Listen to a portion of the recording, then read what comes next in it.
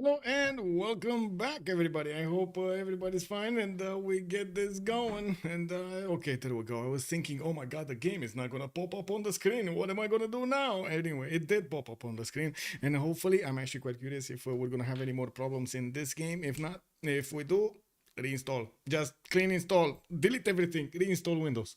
Muzdrat, hello there, sir, and welcome back. Hi, Nick Dave. Good evening, sir, and welcome back. Hey, I'm Yolo. Good evening, sir, and thank you so much for the follow. Welcome to the stream, and I hope you're gonna learn quite a few things. Please ask specific questions. Sometimes I just don't have time to go through all of the details, so I just pick over there. Yeah, sometimes I do cherry pick the details that I'm gonna look at. It is what it is. I do need to keep the phrasing going one side to the other, but I do want to spend the time to answer any of the questions that I do have in my chat. So if you do have a specific question, just throw it out there. I'm gonna do my best to come back to it and respond to it. Eric Offen, hello there, sir, and welcome back. There's something not quite right with the world tonight. Yeah, I don't know, man. Weird. It is what it is. Also, I did notice at the beginning of this stream, Mega Boonga Boonga. Good evening, sir, and welcome. He did inform us about Toilet actually catching a Twitch ban. Unfortunate, actually. Yeah, sorry for him. I'm actually quite curious for how long. Usually, Twitch does ban users for a certain amount of period, not for their lifetime. Linda, hello there, ma'am, and welcome. Let me actually put up over here the pick and ban phase because they did start up. Well, to be honest, they did start up at a good time. We just were used to the game started up a little bit later. It is what it is. Now, let's see. What do they have? As usual, CPL Premier League with rules. We do have two pre-game bans for each team at the beginning of the pick and ban phase, and then they're going to go through the map choices, another wave of bans, a pick wave, then a ban wave, then a pick wave. We do have them also with right now on the left side, the WSS, which is why it is so serious, going against CivUkraine on the right. On the left, WSS did go for Vietnam and Chandragupta as bans before they knew the map. Two of these very powerful land civilizations have been taken down. And on the right side, Cleopatra Ptolemaic with Sumeria are just waiting over there to figure out if they're actually going to how to say gonna get in the game or not, but we know they're not gonna get in the game. Look at that, they got taken down. Also, please, no inland sea or standard region, no standard region. Pangea, whoa, and Dave. Right. Moon, Eddie, and Dave. Yes, ma'am. We do have a choice between, oh my god, Moonstrath. Okay, they did take out Pangea standard ridges, and then it was a choice between Inland Sea and Pangea Classic. Guess which they chose? Well, I guess you don't have to guess. It would have been nice to actually not have this info on the screen at that moment in time. Pangea Classic Regions is going to be the map tonight, and yes, it will mean quite a bit of war between them. We're going to need to see how they will try to benefit from their civilization bonuses, their synergy between the leaders, and of course, their land choices. Lancer Evo, hello there, sir, and welcome. Why is there no continents or continents and islands in the map pool? Because the person who kindly put together a preset put in the wrong map. Yes, there is actually continents and islands. There's no continents because mostly on continent it is kind of I would say we tried that quite a few times and it boils down unfortunately to this. You're either on the winning continent or the losing continent. That is quite unfortunate, and it was quite hard to actually balance out around how many continent splits you're gonna have because those are randomly assigned on the map.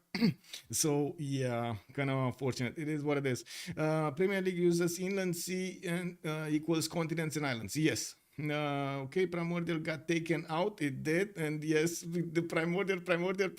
Eddie Coffin was saying, yeah. We definitely would have wanted the game on Primordial. Let's see what they're doing here in the ban phase. After they picked up Pangea Classic Regions, they have a bit more information to work with, and of course, they will try to dedicate their efforts right now in the pick and ban phase to go for the civilizations that they do think they are a bit too much on this map. As you can see, we do have on the left side Macedon being taken out. On the right side, we had Macedon being taken out. On the left side, we do have Genghis Khan with Basil II also being taken out by Why So Serious. And we do need to see another 3 more choices being done over here. we'll need to wait and see who is actually going to get actually what kind of civilization is going to set the tone for the game, with WSS managing to get a win over CivUkraine in the first game. Right now they're going to have the ability to actually pick their first civilization, which of course, if they do manage to get one of those, oh my god, the powerful ones that got through the ban phase somehow, well, I'm pretty sure they're going to have an advantage. And of course, that's exactly the reason why we do have afterwards Ukraine needing to pick two of their leaders so they can counterbalance any kind of advantage that WSS is gathering with that first choice. And override is not the set of allowed match. Oh, it's awful because it is not new age. Wait, you mean lakes, or what do you mean? What's awful and what is not new age? What are you talking about? Am I not? Wait. Oh, there we go. I didn't actually turn on the music. Kick. I know I moved the mouse there, but I think I didn't actually touch the correct button because the music in the background was not working. The snowflake map. I see. Yeah, snowflake map. I don't think that's gonna work out, to be honest. It's only for 6 players. Gandhi ban. Hello, teams. Oh, they're letting Gandhi in. Cynthia got taken out. Looks like also Goal got taken out. Moonstrat over here, he cannot believe his eyes that Gandhi is gonna get let in the game here. But to be honest, we do have a lot of very good civilizations still remaining for them. I would definitely say Babylon over here might be quite a prime choice for them to go for on Pangea Classic Ridges. Yeah, we do have both Persia still left open. None of them, neither Shah nor Cyrus got taken down. And we do have also Theodora, I believe it's still open, right? Theodora is still open. And yeah, there we go. Gandhi got taken down. No more Gandhi. And no more Chandragupta. Man, I gotta say, Firaxis actually needs to add another India persona so it gets in through the ban phase, you know? Somebody just put it in there, sneak it in. Let's see, what do we have? Spix. Why so serious? Is gonna need to get this done in the next 23 seconds, 24 seconds. Once again, all fun civs banned. No. We got some fun civs. Okay. Calm down, sir. Calm down. We got some fun civs. Wait a second. We still have Lotaro. We still have. Well, I guess if they want to have a little bit of fun with the Berserkers, Varangian might be something, and Levit series. We still have Shaka, for example. Zulu is still left open. Come on. We got quite a few fun civs here. We haven't seen in such a long time Sejong also in the game. Unbelievable. How many games actually we've been through and we did not see him. And Montezuma is actually going to be the one being picked up. Is Montezuma actually first pick material? Is it first pick material? Yeah. No. Okay. yeah, we're getting there. Okay, Ukraine on the right side, we do have Shaka picked up, and Scotland picked up. Okay. I mean, okay. Let's see how Scotland is gonna get those continent splits and what is he gonna do with those amenities. Definitely a lot of potential over there for a lot of simming. I'm not so sure about the about the amenities there. We'll see about the warfare. We have Konge Harald available still. Yes, also Konge, but usually Konge doesn't really get picked in these maps for a few reasons. First of all, it's kind of slow at the beginning, and second of all, you don't really get to use his long ships against anybody. So yeah, Adam loves it, but he's not playing. Oh, I see. Wait, Maori. Well, Maori. Yeah, exactly. Maori. Why are they not picking Maori? It is what it is. I mean, I guess it's going to take a while until Maori is going to still get, through the normal churning phase. You do need a few players picking it up, then another few players picking it up, some of them finding fun stuff to do, others finding some stuff to do, and then so on and so forth, finding its limits, and testing. And at some point, there will be like, hey, I kind of want to play Maori tonight. It is what it is. It's Flores, you died, Mook and G. As players in the game? Yeah. We got Mook, we got Flores, we got, well, I don't see the other ones, but I'm pretty sure they're on Discord somewhere. Let me actually take a look. Oh, there's actually a Commander versus 12 plus also. Ooh, I didn't actually see this this game. Well, it is what it is. Let's see. So Alfasomets, Pigmey, Vladimir, and Lapata are going to play today for CivUkraine. While on the other side, we do have Flores, Mook, you died for science, and G. Who's G? Who's G? Oh, Tony. Okay. G Tony. I thought it wasn't anymore. Wait. Yeah, it's still auto banned in PL. It's not auto banned in CVFR squadrons anymore. No. And it's not banned either in the wildcard tournament. We actually didn't have any bans, right? We don't have any bans. Oh, they're gonna need to get in the lobby. Let's go back to the pick and ban phase here and see. Oh, I did notice Japan got picked up by Why So Serious on the left side, and that will balance out the gold. Well, I guess they will have quite a bit of gold anyway, but it will be one of those coastal civilizations, and we're gonna need to see where is he actually gonna spawn and how much space he's gonna create, because him being on the coast will let others have a bit more territory. We do have also Theodora and Lotaro being banned by Why So Serious, while on the right side looks like Brazil and Hungary got taken down by CivUkraine. Taking a look at what's going on here, CivUkraine is going to have the third pick, and then we're going to see the full roster of WSS. They're going to need to pick up their civilizations. This is still the season 3. Yes, this is still the season 3. It took a while. It took a while to actually get to at the end. Aztec seems very RNG. Get a continent split or two, and you end up with plus 10 units. Yes, that's pretty good. Yes, it is kind of RNG. A lot of the times the players do take the risk because you do have quite a few times the continent splits around you, or at least later on in the game you're going to have the opportunity to go and take some continents over there with some extra cities. I guess it does depend on how you play it though. Now we do have Persia also picked up by CivUkraine. Okay, neither Shah didn't get taken down, no? So this is Cyrus as a persona for CivUkraine, while WSS YSO series are gonna need to pick up in sequence over here the last two civilizations. They're gonna need to think about their choices, their life choices, and see what they can do better in the next in this game.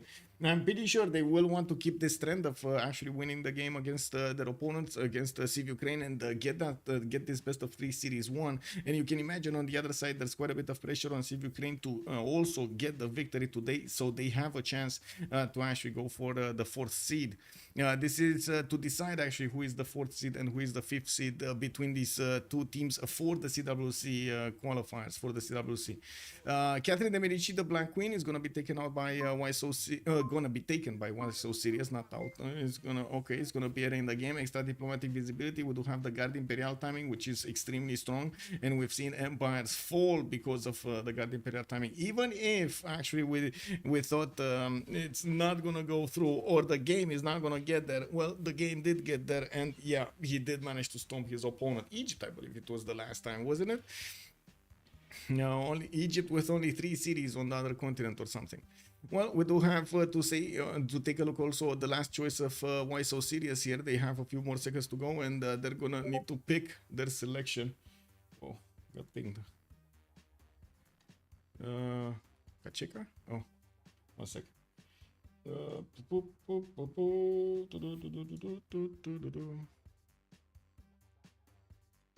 Okay. Yeah, no problem. Oh, wait. I didn't actually switch the screen properly. There we go. What did they pick? What did they pick? What did they pick? Sorry about that. Rome. They picked Rome. Okay. I mean, you know, constant, flexible. It's consistent, I should say. Not constant. Consistent and flexible civilization. While on the right side, CivUkraine is going to need to pick up the last one. And I do see Highlands and 7 Seas were auto-banned. Okay, Highlands and 7 Seas were auto-banned from the beginning. What is new forest, rainforest mod? Max the Joe, good evening, sir. So basically, 57 fan realized that there is discrepancy in, or I should say, the spread of the forest and the rainforest on the map is spread unequally between the two polar sides and the middle, or I should say the equator. What he is trying to do is try to balance out how much forest and rainforest is totally generated and also spread around the territory. So he did try to put the forest enable, for example, or I'm not sure exactly how it's called, forestry or something option over there. If it is enabled, it will switch from the map actually generating the forest and the rainforest in a big majority on the equator and spreading that out to all of the land. It will add and remove as according as needed on the map. What is it called? Forest balancing. Forest balancing. Okay. So basically, the 35% forest in total, 35 to 40% forest in total that was spread unevenly, now it's going to be spread evenly across the map. It's not going to be more. If from what I understand, it didn't increase the number of forest and rainforest in total that you're going to get on the map. You need high pop and high pop for Super Peter Russia. Yes, yes, you do. Let me see if I have any 0ms here, and hope to God that I'm gonna be stable tonight. At least we don't desync. That was criminal. Actually, desyncing and resyncing, that was criminal. But anyway, we'll hope it's not gonna be okay. It's fine. No extra mods. We got the mods going on. It should be fine. Yeah, well, hopefully it's gonna be super good. I have the impression that not all of the players are actually gonna like this option, and I'm not sure how I feel about it either, mostly because we are used to seeing in the equator a lot of forest and rainforest, a lot of hills to benefit from, which do translate in a lot of chops, usually for those civilizations over there. And there's a certain tempo that you're gonna lose, high tempo that you're gonna lose if those civilizations are not gonna benefit from the same amount of forest, rainforest that you would have had beforehand. Not saying it's bad, but it's definitely going to be a bit of a wah, wah. So we'll see if the players are going to go through that, you know, with all thumbs up. I actually would imagine if this how to say it, if this gets into the normal procedures, gets into the normal picks and the settings of the games, I would imagine actually it will need to be increased probably to 40%, 43%, around there, like 40 to 42, 43% of the map to be rainforest and forest. Pedro players are going to be quite sad, I think. Yeah. Wait, why? Why? What are the final picks? Oh, the final. Well, I guess I was waiting for them to pick their actual civilizations in the game here, because we did have their choices. It was Cree being picked last by Ukraine, and WSS did go for Trajan on the left side. We're just waiting for them to pick up their civilizations in game, and look at that, they're doing it. So Flores is gonna go for Rome. We got Lapata needing to pick something. Alfasomets is gonna go for Shaka, and yes, we got Shaka in the game. Man, I actually named my name in the CivGG for so long, like for 3 times or 4 times in a row. Where's Shaka, bro? Or Shaka, big Shaka, you know, like all of those names over there trying to hint. Can we see some Shaka? Let's go. Anyway, of course it is up to the players' choices. I'm just saying, you know, I'm getting excited whenever I see these war civilizations stomping opponents. Gdot is still gonna need to pick something. Oh, this is Tony, right? Okay. Vladimir going for Poundmaker. Muk on Montezuma. You died for science, still needs to pick something. And Pigmey is going to be the one with Cyrus, Persia, of course. Oh, let me put my chats in order here, and I do want to say also hello to YouTube. How is everybody doing? Hello there, Liam Jones. Good evening, sir, and welcome. Chris Mo, hello and good evening, sir. Also, Papas, good evening, sir, and welcome. 42 for sure. Okay, let's see. Oh, Catherine de Medici got picked up by You Died for Science. Looks like Hojo on Gdot, and Robert the Bruce is actually going to be prioritized here very, very, very high up. So I would imagine there's going to be a race for Colosseum. Is this going to be the great race between Rome and Robert the Bruce for Colosseum? Well, I guess we will need to see their lands over there, so we know what's going on. Okay, let's put up the remap prediction, because it looks like the players are giving us a bit of time to start this up a little bit early. How many remaps? 0, 1, 2, submission period for 10 minutes, and I do want to put it up also on YouTube, so we do have it over there and get the opinion of who is watching on YouTube on how many remaps are we going to have. They do have 1 remap token for each team, and I do have to say 10, we will pause the game, and if they choose to use the remap tokens, we'll see if we're gonna have a remap or not. Of course, if 2 remap tokens are being used because they don't see it's anonymized, the votes are anonymized.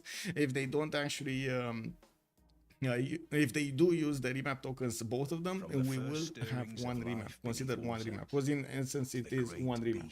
I think they are fighting for great merchants. You think they're going to fight for the great merchants? We'll see. Yeah, that's definitely another fight. Yes. Too many Aztec picks and the RNG really hurts Aztec. Okay, let's see. What do we have? Oh, what is this map? Oh my god. Oh my god. Okay. Well, there's an appendix of the map here on the west side, and it looks like Persia is going to be the one that needs to cut off Japan from its own supply. Wow, unbelievable. I mean, Gdot over here is going to have quite a few cities on the coast, and so will Persia. If he does settle the south over here, he's going to be locked in a war against a +5 Japan. Well, at least he does have a +3, you know. Bonuses, plus and minuses. It is what it is. Now we do need to see if Japan is going to manage to get out of this alive, and of course if Persia is going to get unscathed out of this. Now there are more civs on the map, so we can talk about Cyrus here for a little while. He does have a 311 fish. I do see another reef tile over here to the south, and I do notice he's going to have so much coast to settle. Not a lot of fresh water other than his first city. He would need to settle the northern coast and then very far in the southeast to actually get some fresh water. West side, no fresh water at all until he actually reaches the lands of Japan. He is sending his first warrior to the west, which will actually get to see at some point Japan. I guess we hope, and he hopes that he's gonna see his opponent here, or at least find out what he has on the west side, because there is a possibility they might not find out about each other until it's too late. The remap has been done. I don't think Japan is that scared of actually taking on Persia, especially in the shallow water tiles, which they will fight in from the beginning of the game. We're going to need to see if Persia here is going to have what he needs and what he wants to do this. Why do we have a manual disconnect? Kick. Anyway, that gives us a little bit of time to talk about different start. Kick. Lol. Okay, let's see. Vladimir here is gonna have quite a few cocos, plantations, diamonds. Okay. We do have him also with some bananas in the southeast. Only one single pasture, no, two pastures, but three pastures, but very far away. This is not an ideal land for Cree. By the looks of it, he's still gonna need to join the game, so he selects where he settles. But I would imagine he's just gonna settle in place. He doesn't know about these tiles to the south, nor does it actually. It's not worth bothering to actually move a tile for those tiles. Yeah, it's unfortunate. This is basically, you know, like kind of no bonus trade route Cree here. He's still gonna get the extra one, but we don't have any more gold, any more food. That usually it's so good for Cree to actually grow his cities to higher population. Anyway, it is what it is. Now we do need to take a look at Shaka, and of course his position on the map. Shaka, big Shaka, where are you, Shaka? We are invoking the great Shaka. Oh, no, this is France. Oh, there we go. That was the place we didn't look. Alfasomets here is going to be in between the mountains to the southeast of Persia, and that is going to be one of his allies. Not a problem. He also has Scotland as an ally to the east, and by the looks of it, only an opponent to the north, and that's going to be Aztec Mukmuk. And I gotta say, oh, I actually really like to say that. CivUkraine, Persia, no way out. yeah, you're going to stay there until it's over. You know, not one turn before. And we do have scouts coming up in 3 turns from Ulundi, and by the looks of it, yes, the warriors are starting to scout out the land towards the northwest, and he will breach the land between Pasagarde at some point, especially with the scouts helping out from the Persian side. Now, it looks like he doesn't have a wonder to benefit from, unless you take into account Lake Victoria, which I'm pretty sure is going to be a Scottish wonder here. I'm pretty sure this cattle tile is gonna become a city, at least for Scotland. So yeah, I don't think anybody else is actually gonna settle that wonder. Just saying, man. Looking at Scotland right next to him, we do have Sterling with a scout of his own in 3 turns, and I do notice he's gonna have relatively easy to improve amenity here. One of the mercury tiles, and I do see a salt mine to the southwest. Of course, you get mining, you get both of these if you get a builder. He does need to get some irrigation for those T tiles if he wants to add some more. And looking at the geothermal fissures in the southeast, that's a lot of adjacency from those tiles. He also has a triple continent split to the east, Rome, and of course we did talk about Cree there to the northeast, and while in the south he's gonna have quite a bit of a continent here to keep on adding amenities to his empire. Very nice. Actually, this mercury tile is from one continent, the salt is from another continent. That's a lot of amenities. Like, let's see, 1 2 3 4 5 6 and 7. Where is 6 and 7? 6 maybe? No 6. Wait, no, 6. Yeah, the gypsum. 7, coffee tile. And I don't know exactly which one we're missing. The north, I think the bottom one. I think one of the white one. Yeah, one of the ones in the south. There must be a weird one somewhere. Anyway, I can't find it, so it is what it is. Did you guys see it? Furs? Furs? Did you see furs somewhere? I didn't see furs somewhere. Where are furs? Are they in the tundra? No. I'm coming back to the tundra for some reason. No, I didn't see them. First to the east. Oh, I mean, that's a third continent, but yeah, that's a, yeah, he can get there. Yeah, that's a nice catch there. I don't know, like, it looks like all of this, oh my god, the other amenities are actually so far away to the west. It's silver, and all of the silver spawned in the north. What is this silver spamming? 2 4 6 8 9 tiles of silver in the in like such a tiny amount of tundra. It's not like all of the tundra, you know, tiny amount. This map looks like a Kermit the Frog pointing at his face. Okay, I'm not sure how you see that, but I guess, oh, I see, like this, right? Oh, I see. Yeah. Okay, let's see. Next up, we do need to take a look at Catherine de Medici, which will be on the red continent. Doesn't look like he's gonna have anybody on the red continent. This is gonna be basically a sim position for Udites for science. Maybe he can get some attacks with extra diplomatic visibility, even though we've seen it multiple times, so the Pers do tend to counter that quite properly. It's Minazuki. I don't know what Minazuki is. And Sasu, bonsoir, monsieur, bonsoir, hello.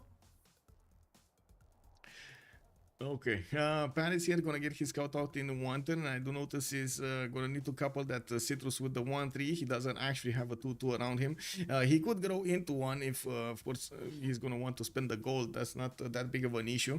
In the meantime, we do also see a possible Temenanke city to the east side, where he's gonna have a lot of floodplains to improve, also in the south, and quite a few cities to settle over here. I gotta say, he's probably gonna be fighting Scotland here in the south, and maybe no, he's gonna team up with Montezuma, right? He has an ally on the west side, and the southeast is gonna be Cree, which is an opponent. So yeah, maybe Cree is also gonna be on the wrong end of the stick over there from Catherine de Medici.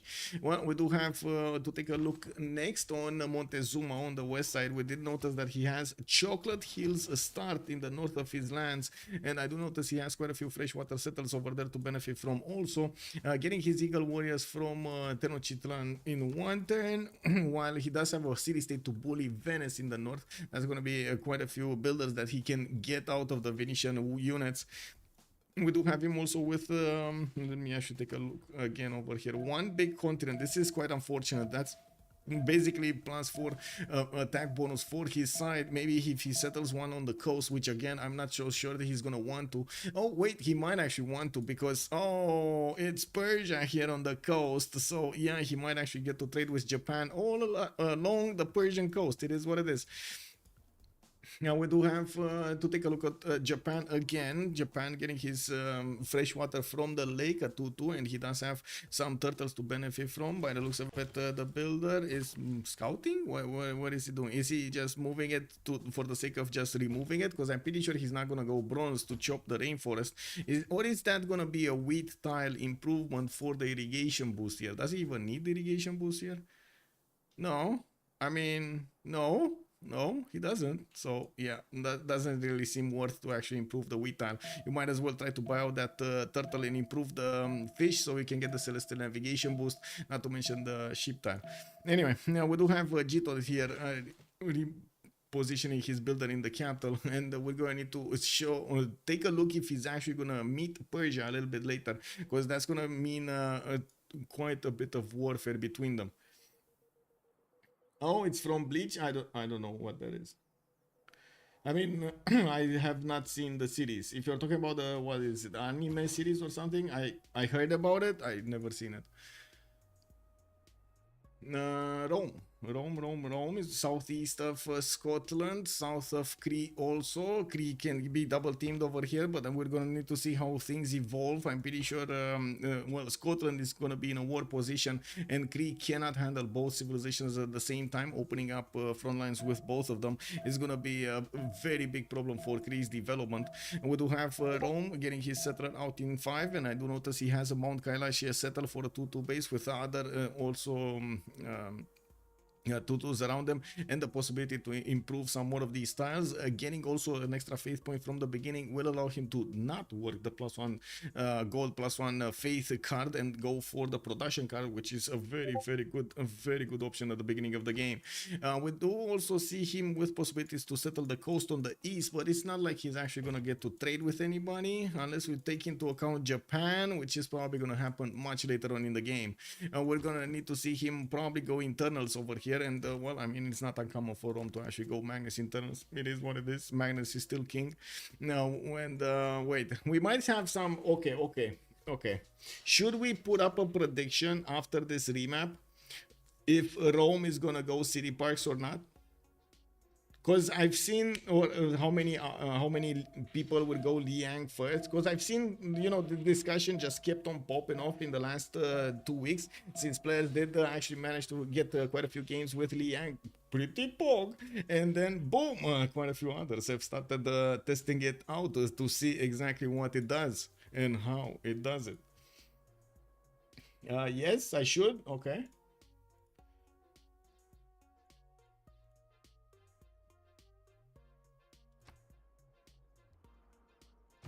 Okay, we got a war declaration between the two teams, and this is the perfect moment for me to actually put up the team labels. On the top, CivUkraine, on the left. There we go. And then on the right, we do have WSS. And I gotta say, I do need to change also the map, which is gonna be Pangea Classic Ridges. Classic ridges, a major difference between standard ridges and classic ridges is where the continent, where the mountains are spawning actually on each of the continents. On the standard ridges, you have the continent spawning on the edges of the continents over here. You have the mountains spawning on the edges of the continents, yes. And then on standard, on classic ridges, you're not gonna have this all of the time. You're gonna have some of this, but most, as you can see over here, it's gonna be left open. It's not gonna be it's a much more open map overall with a lot less mountains, I would say, than actually standard ridges Pangea. Oh, Minazuki Discord chat. Okay, give me a second. There we go. Taking a look at this. Oh, in Discord. Ooh, general chat. It's a stingray. Oh, I see. Okay. Okay.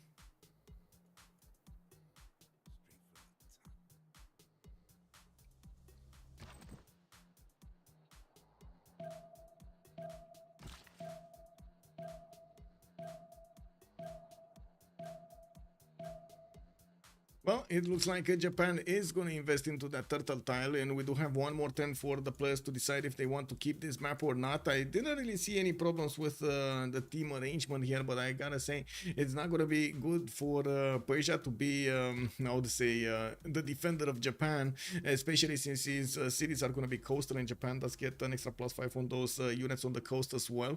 That is going to be extremely tough to hold. Those samurais, extremely tough to hold.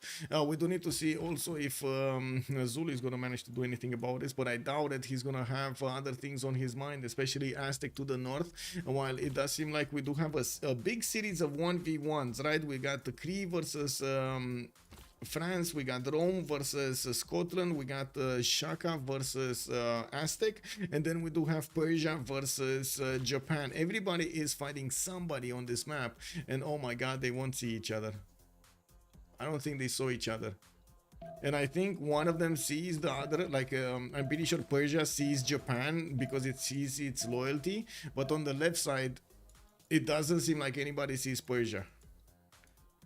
Yeah, nobody sees Persia yet.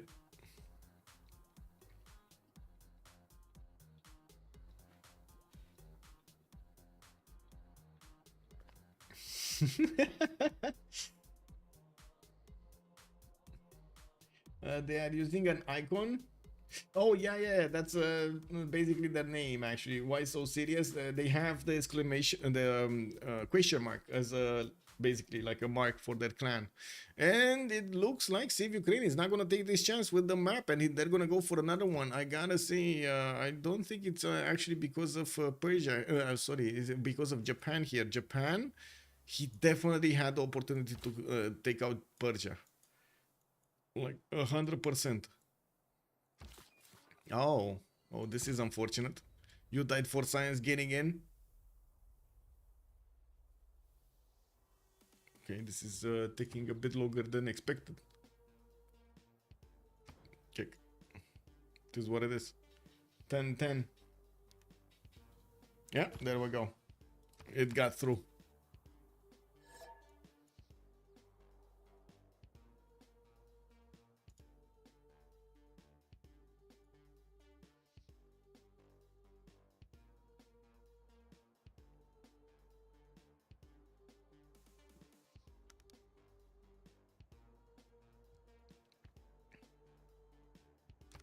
Hey, Mok desynced. Oh no. Anyway, it is what it is. Oh, this was quite unfortunate. Two of the settlers of CivUkraine have been caught out of position. Rome caught the Scottish one, and we had the Cree one caught by Catherine de Medici to the north in no-core position. Liam, during how many turns do they have to decide on a remap? 10 turns, sir. 10 turns. It used to be 8, but a lot of calls came out to increase it to 10. We had a lot of situations in which the players just needed like 1 more turn and 2 more turns to meet their opponents. But yeah. They use that as an argument, and then we did switch to this. Oh my god. Okay, is there anybody? Okay, guys, in chat right now, please tell me, is there a poor soul on that island over there on the west, or on any of these islands? I don't think that's gonna be on the little ones, but on the west side there might be somebody. I would think there is a significant chance there is somebody on that little tiny island. Let's see. What does chat think? Yes or no? Yes or no? Just that. Yes or no in the chat. Lance the Rebel was also commenting. I think CivUkraine knows about Japan because they've seen where Rome and France are. It's highly unlikely that Aztec spawns on the coast. Oh my god, we got a lot. Oh, it's Cree. He's not even naval, man. I mean, at least he's gonna have, strong internals. Okay. It is Cree. He's the poor soul. He got evicted from the mainland. What is this, man? Wait. 2 pastures, Cree. Oh, man. I mean, he has 2 pastures at least. They're expensive, but at least he has 3 pastures and a camp. He could actually increase. Oh my god. 3 food, 3 gold. We're rocking, boys. Oh, Anyway, Kilimanjaro, Japan to fight on the island. Yes, Japan strong Kilimanjaro. Wait, where you saw Japan? Japan. Oh, the force is strong with this one. Look at all the 4 foot tiles over here. Oh, I see. Okay, let's see how this goes. So, Mikasiwachi getting his Occitan in 4 turns. Looks like the Great Barrier Reef is gonna give him some extra science. So, what I do see, he's gonna have, I mean, come on, let's not make a total fun of this. He's gonna have a few cities here. It's good. 1, 2, 3. I'm trying to cram them as much as possible. Wait, 4, 5, 6, 7. 7 cities, 8 cities with his capital. Come on, that's an empire right there. Okay, sure, he's not gonna have. I mean, I guess he might get the God of the Sea. No, he's not. No, he's not. And it's gonna be Japan right next to him. At least he doesn't have coastals. I mean, he could put down a harbor, but he doesn't have any direct coast right now. Oh my god. I don't think they're gonna enjoy this. They remap, right? CivUkraine remapped. His gold with rival list. Yeah, he's gonna have a lot of gold. I hope he doesn't go 2 scouts. Yeah, I hope so too. Anyway, we need to move away from this because, yeah, it is what it is. We're going to come back to see what Vladimir is going to do with his pawn there, and if he's going to take on Mukmuk. Actually, no Mukmuk, Gdot. We do have Pigmey coming up with a scout in 3 turns, and yes, he does have quite a few Pashas in the... Like, this is the Cree spawn. This should have been the Cree spawn. Look at that, 4 Pashas. Like, this is perfect Cree spawn. What do you mean? Oh my god. Anyway, it is what it is now.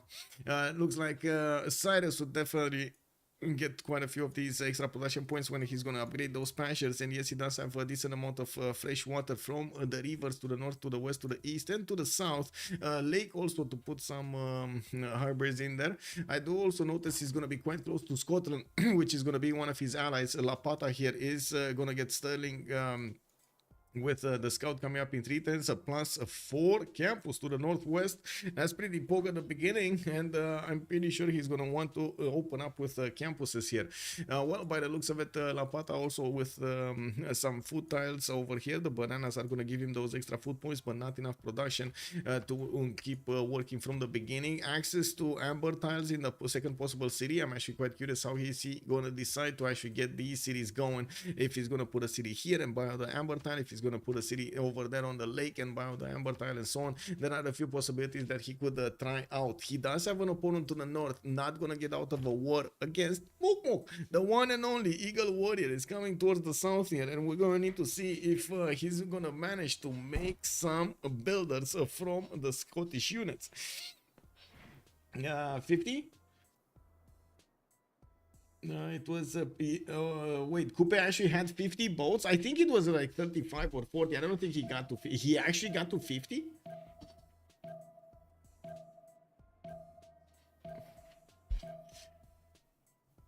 Wow, he actually got to 50. Well, I kind of stopped count at like 35 or something, but he did have like what, more than 2,000 points of military at the end, and he didn't even upgrade all of them.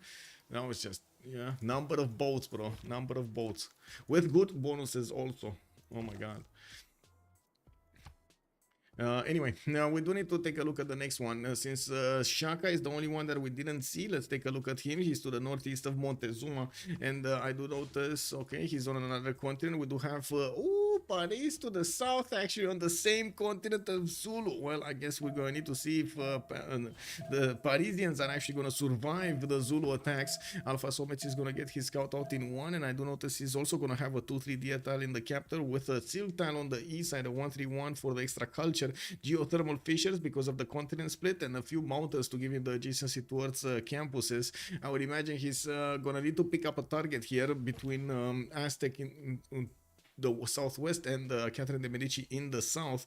Now we also have him with a decent amount of territory, to be honest. West, south, and southeast. That's not that bad land. Also north probably doesn't need to care that much about the coasts. Is on the other side, on this side of the map, we're also gonna have Gdot on the Indian Ocean, he's gonna be fine. He should be fine.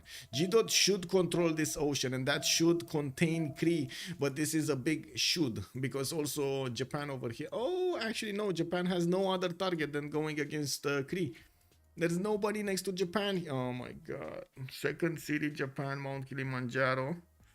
Third city, Japan, cattle tile to the north, a decent amount of other tiles to work. God of the Sea being picked up first, extra production on the fish and the food.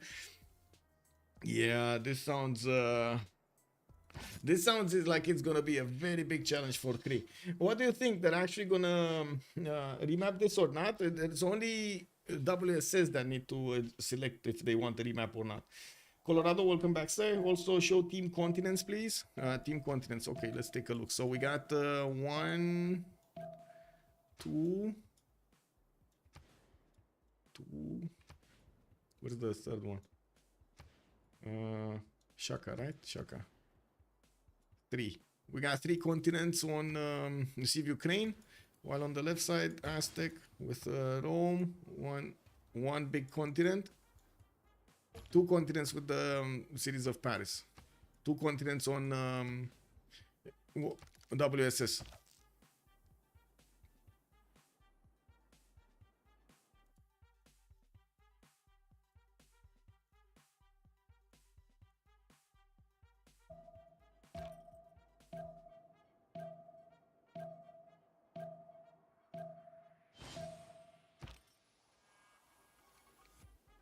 Well, that's a scout buy in sterling. Popping that gold over there. Okay, 60 gold.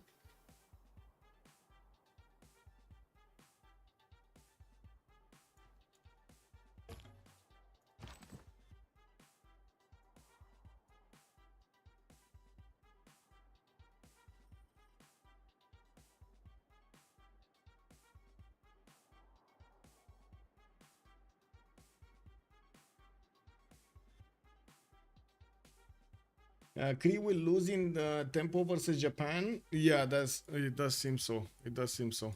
I'm actually quite curious, and that's what I'm waiting right now for them to make up their minds if they want to keep this map or not. Yes, the 2 continents might be a significant factor why they do choose to stay on a map or not, as in they might choose to remap because they don't have enough continents worth of amenities, but they also don't have Scotland on their side, so I guess, you know, all in all, we're gonna need to see what they choose. Scotland doesn't really have much better time, right? He's gonna be on the white continent, and he's gonna find it actually quite hard to get on the green continent, for example, to the amenities. Like those are gonna need to have cities right in the face of Aztec, which I'm pretty sure is not gonna be easy to do.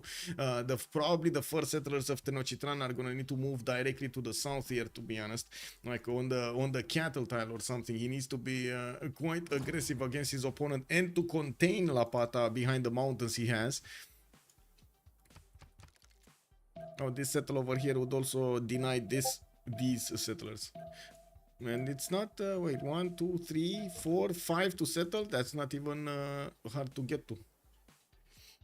It is what it is. Pings, pings.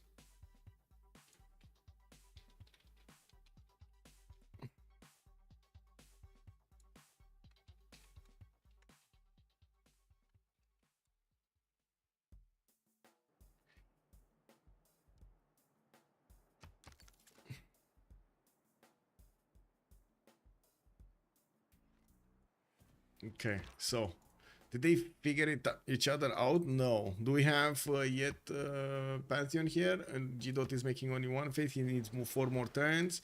We're not gonna have a Pantheon choice before.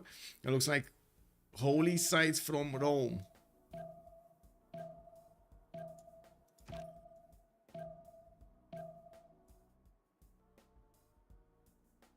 I mean, this is gonna give me something else to talk about. Very nice, very nice. Is settling in the face of Aztec to be considered a suicide? Yes, plus. You shouldn't really do that. Is there any way to turn off the sound from your Discord? Every time you get a message, we hear the notification, and I think I got a message. Oh, I see how it is. You're thinking of yourself here. Okay. Well, yes, I think I can actually turn that off. Give me a second. It should be actually turned off. Enable streamer mode. I really hate this anonymizing of something, but now it should be off. Yes, disable sounds, disable notifications. Yes, it should be off. He's making the Holy Roman Empire. Yes, yes, he's actually trying to get to Germany, you know. Friedrich Barbarossa. Well, my boy, Trajan is better. It is what it is. With pleasure, Salty. Okay, remap vote. Let's see.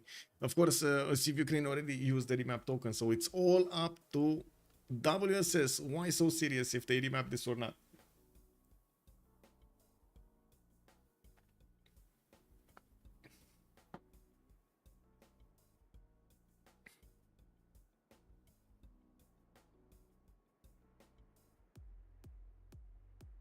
Oh, they're definitely thinking about this.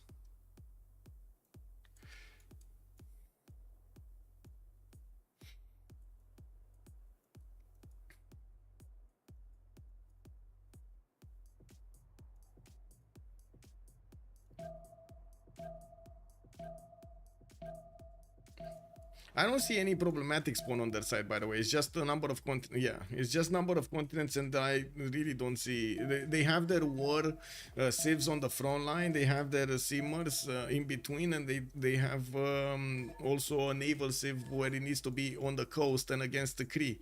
And oh my God, look at this builder, man. He's so courageous, standing and waving next to the Cree Okchitao. Maybe WSS doesn't know in the remap. No, they found out actually. They actually found out about Cree here. Unbelievable. Well, they don't know about the map or how the map looks like, but they did figure out there's an island over here or another landmass to the southwest, and that's exactly where Cree is. Well, that's it for the remaps. Let me actually check out the prediction and put it for one remap. We had one remap, so choice one goes forward, and we do need to do the same thing on YouTube also. Select looks like Twitch also was of the opinion that we're gonna have two remaps, and then YouTube was the opinion that we had one, and it looks like YouTube won. I gotta say, plus. Very good, guys. Very good, guys. Yay. Yeah, let's put it up really quickly for how many people are gonna go Liang, right? Let's see. Can you predict how many people are gonna go Liang first?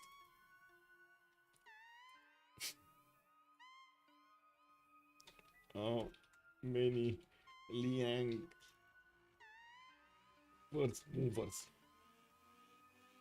0, 1 to 3. Oh, actually, no. Yeah, let's put the 1 to 3, 4 to 6, 4 to 7, actually, and all. let's make it a little bit easier for you, okay? Let's see. Let's go for 10 minutes, because that's probably the time that they're gonna have until they're gonna open up the first governor title. Maybe WSS doesn't know email. Okay, I did read that. Okay, Cyrus over here. Let's talk about Cyrus first. We do have him to the west of Scotland, and I do notice he's getting his settler out to the southwest, where he's gonna get an iron settle for a 2-2 base and a few 2-2s around it, one and a 1-3. I do notice his second settler is coming up in 6 turns, and we do need to see where is he gonna go for. Scotland was forced to go and back settle because of those units in the north. The Aztec Eagle warriors are starting. Oh, there we go. For a settle. Muk is for settling his opponent, because you know that's what you do. Anyway, we got Pigmey here also benefiting from. Wait, where are his strategics? He doesn't have horses anywhere. Did he settle on horses? Is that a horse tile? Because that's a 1-1 base. Did he actually settle on horses and we don't see him? I think so, right? That must be it. Anyway, we're going to need to see if he's going to get animal husbandry, because right now he's going directly 4 campuses, and yes, he's going to get quite a few good ones, a +3 in the capital, for example, with another +3 over here to the northwest of his second possible city. I'm pretty sure he's going to be happy with his additional science that he's going to make there. Now we do have to take a look at also Pound Maker. We do have him on the island, and he just settled on the tip to the west side of Peninsula, and I was thinking, okay, I mean, I don't think that's kind of a bad city, but why did he settle there instead of settling on the fresh water and not getting the campus next to the soon to be harbor. I guess he did want a bit of a better harbor there. Okay, I guess we'll see. Then we do have him getting his builders out, and by the looks of it, he's also getting another settler in 4 turns. Yes, he's gonna get his horse improved to the southeast of Mikisiwachik, and I do notice he's gonna have quite a few of these stone mines, iron mines, and sea resources to improve, especially the turtles.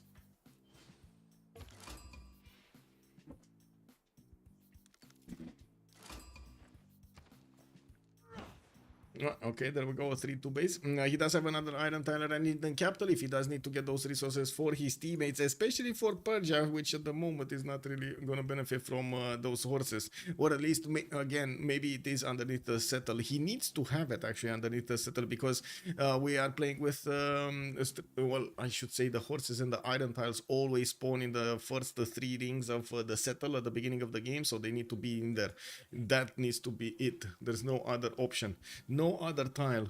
Looking at Shaka, we do have Big Shaka already getting his second city, Endo Dakusuka, to the southeast. He bought and grew into the Sil tile. We do have settler coming up, another one coming up in 110 from his capital, and already France is trying to see what's going on in his borders with a warrior. He's trying to do the same thing against France, and I do see the city of Paris does have a settler finishing up in 2 turns, and that warrior is standing out of its vision. He does not see what is going on in the forest.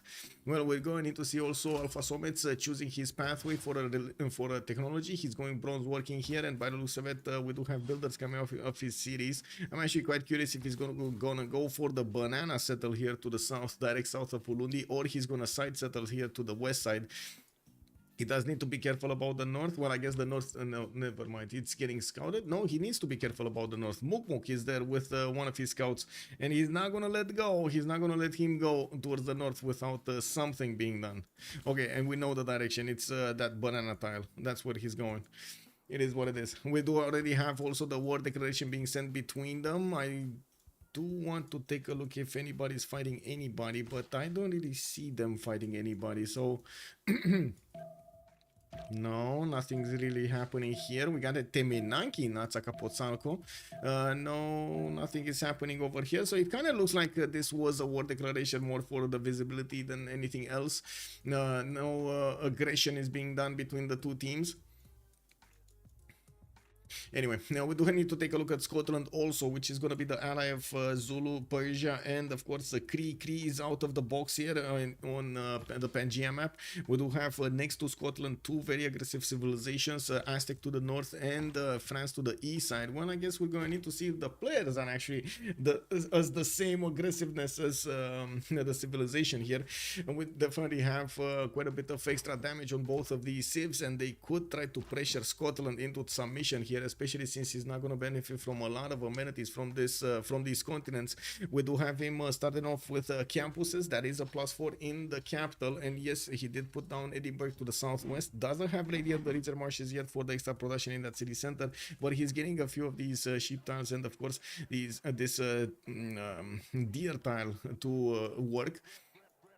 Now we do have him also on the east with quite a few rivers to go and defend, and I would imagine he does want to defend them against a possible attack from France. This is also very important where this settler is going, left or north. If he's going southwest, he's going here, he's forward settling, he's choosing a target, he's choosing Lapata as a target. If he's going north, he's gonna choose Zulu as a target. And I'm pretty sure he's gonna need to defend the city of Paris from Zulu's attacks, because Alfasomets is on the way with a settler towards that capital. They are at war almost immediately, and you can't trade with an opponent. Yes, and north, yeah. Scottish scout in Paris. Yeah, it is what it is. They're all over the place. They're buzzing over here all over the place, these scouts and units. Anyway, looking at Montezuma, we do have him with one big continent, and you can see his second continent to the southeast is going to be the green one. He will get a few amenities from there. Compared to his opponent to the south, Scotland, which will have a hard time to actually get to these cities. I don't think Aztec is going to be that... uncomfortable actually putting these cities over here. We do have him needing to pass one of these Zulu units, which is trying to slow down Aztec, and by the looks of it, yes, Aztec is gonna have Rome to the west side to trade with, and yes, I do also notice Catherine de Medici to the southeast, and you do see that Zulu is not actually going for that how to say, for the river settle. He's actually going to go for the lake settle for the to benefit from these 3-3 tiles, the 3-2s from the improvement of those rainforest fires. Okay, not bad. Looking at the strategies, we do have iron in Azcapotzalco, and I do notice Tenochtitlan does have forces, but in the third ring to the southeast. Nemesis, good evening, sir. 971 retained his knighthood for 11 months. Thank you so much for the tier 1 sub, much appreciated, sir. What are you guys voting here for? How many Liangs? You're voting, so quite a few votes in the 1 to 3, and a lot more votes, like almost triple the amount of votes in the 4 to 7 option. Interesting. Interesting.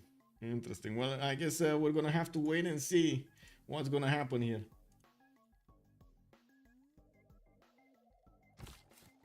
Okay, what do we have? Come on, what do we have? Strategics are going to be fine here on Aztec. Japan, right, would be next.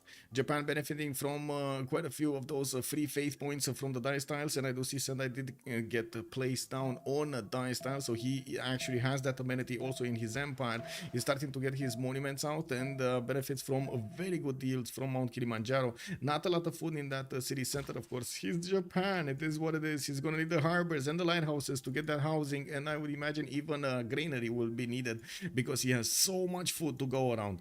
Quite a few also resources on the coast are going to give him the extra points of production. I do see a turtle tile, 2 of these crab tiles, and a fish tile, while in the capital he's going to have 3 of these to work. We do have him sending another settle towards the cattle, settle towards the northwest, and of course it still did not improve his strategic resources, even though he does benefit from horses in the first ring of Kyoto, already in the borders, and Sendai will need to grow a little bit for that iron tile, which I'm pretty sure he's not really going to be incentivized to do.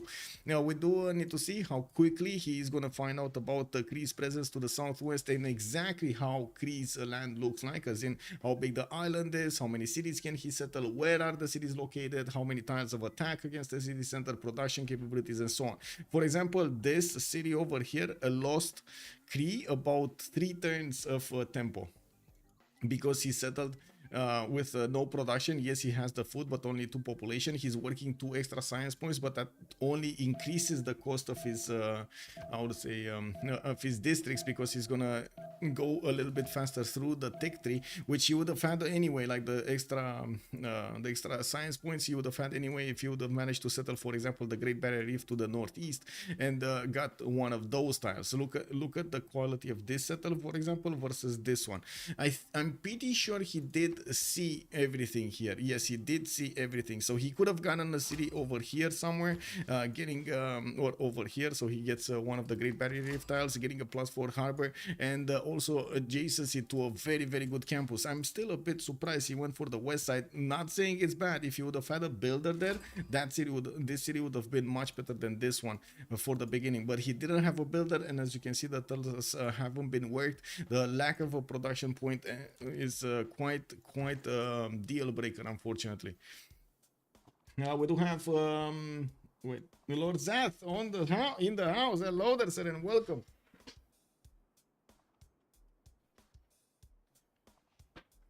Big Z, wait, good evening, sir. How are you doing? How have you been, sir? Also, has 53 Park Meta come back around again? Well, I'm actually quite curious about this. That's why I'm asking questions, because for a week now, we had quite a few players trying it out with, I would say, there's some results there. Oh, a builder snatch. Muk got in and took a builder from Scotland. That was a 3-charge builder that Scotland lost over here. Or was that one of his scouts? Was that? Whoa, what is this? Oh my, look, what? Look at the photo set. Oh my god, they're already touching borders. Oh, Doing fine. Thank you. I'm still debugging my PC, man. Unbelievable. Like the last week and a half, I have all I did is debug my PC. It is what it is. Like I switched to Windows 11 on a new system, and all I do is now debug. I don't recommend it to anybody. No Windows 11, man, or at least not for what we do. A friend of mine walked up it once. He was a fitness instructor though. Kicked up a little bit. Okay, okay. No, it's not. No, it's not. Don't tell anybody that, Groovy. Don't tell anybody. Good evening, sir. Why are you trying to make everybody work, man? What is this, Groovy? You're throwing. I will say. No, it's not. I mean, I'm living proof. It's not. What do you mean? Hello and a lovely evening, Jacob. Good evening, sir. Scotland position looks awful, hoping for the Zulu bailout. Yeah, exactly. And that's why Zulu is trying to get in there. As you can see, he settled right to the north of Paris, and we do have already Ikandas being placed down. We do need to see how fast Alfasomets is actually going to get the attack going against France, because definitely You Died for Science is in danger. We do have France also pushing back Zulu's scouts, and by the looks of it, he does have a warrior from the north trying to block that. It's not only Windows 10 with the UI skin. There are a lot of services that are being linked together differently than in Windows 10, and they cause issues. Wink, wink. Game bar, which needs to have, and also Windows 10 allows you to take away like a lot of components from its core, so you can actually make it faster, while Windows 11 does not let you do that. So please don't tell everybody that Windows 11 is fine, because no, it's not fine. It is not fine. I hear it is quite a thing. I also have a friend who's been many times, but it is rather impressive to have climbed that. Whoa, you actually climbed? Whoa, Kilimanjaro? You actually climbed Kilimanjaro? Whoa. Okay, let's see. God of War and Plunder picked up by Zulu. We do have Catherine Medici going for God of the Forge and putting down 3 encampments of his own. We do have Initiation Rights. Oh my god, Initiation Rights Scotland, guys. We've seen it here. We do have also Rome needing to pick up a Pantheon. Montezuma did go for Lady of the Ritzer Marshes, and he's going to get Temenanke over here to give him so much production in Azcapotzalco to start getting those units against his opponent. Now, we do have him also with Builder coming around, and I would imagine he's going to want actually the plantations here. He's going to want irrigation to upgrade quite a few of these bananas, so he can get the gold percent from them. This is also going to be very important after Japan did manage to get that third city to the north, Takamatsu. We do have him getting the galleys out and starting to scout the coast of Cree. Cree sees this coming with the warriors and the scouts that he has in the northeast, while I do notice he does have a monument getting out from Senda in 3 turns. He only did manage to improve one of the tiles here, not a lot of housing in that city center. He definitely needs more of these resources improved, but he also needs the gold to expand there, to improve them. Sales and navigation finishing up next turn. He's gonna start getting those harbors down, and of course he needs to somehow figure out oh, he already did figure out Civ6 is not coastal. Okay. Okay, he's figuring this out. He's figuring this out, and he will see the cities on the west side. I gotta say, if he just keeps a galley here, he's gonna deny Civ6 the ability to get a harbor out, and this is gonna be a third, more than a third of the empire of Cree not able to actually help out with the boat production, which will significantly decrease his chances to win against Japan here. Did Cree really settle the 5 coastal cities? Yes. Yes, he did. I do have an idea why he wanted to get another city to the south over here. You see, it opens this up. If he would have settled the 1-1, he wouldn't have had this settle, and he is kind of, you know, strapped, I believe it's called. Is it cramped? I think cramped. Anyway, Zulu the Savior, exactly. What is that Rome northern city? This one, Aretium? It's fine. I mean, he has dice tiles. That's a 3-1 settle with, wait, is that a citrus tile? No, that's a rice tile actually. Other 2-2s around it. He's getting the shrines up. I mean, this is a little bit more funny. Don't get me wrong, it works. Like, Holy Rome works actually, and it works well, especially if you do try to go for monasticism or something like that. You know, but we're going to need to see if and how Rome is going to want to play this out. We definitely have him with a decent amount of time to get his sim up and a lot of territory to keep on simming, while his next door allies are going to need to keep on fighting for him.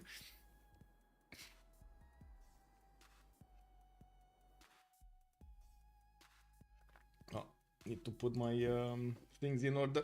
There we go.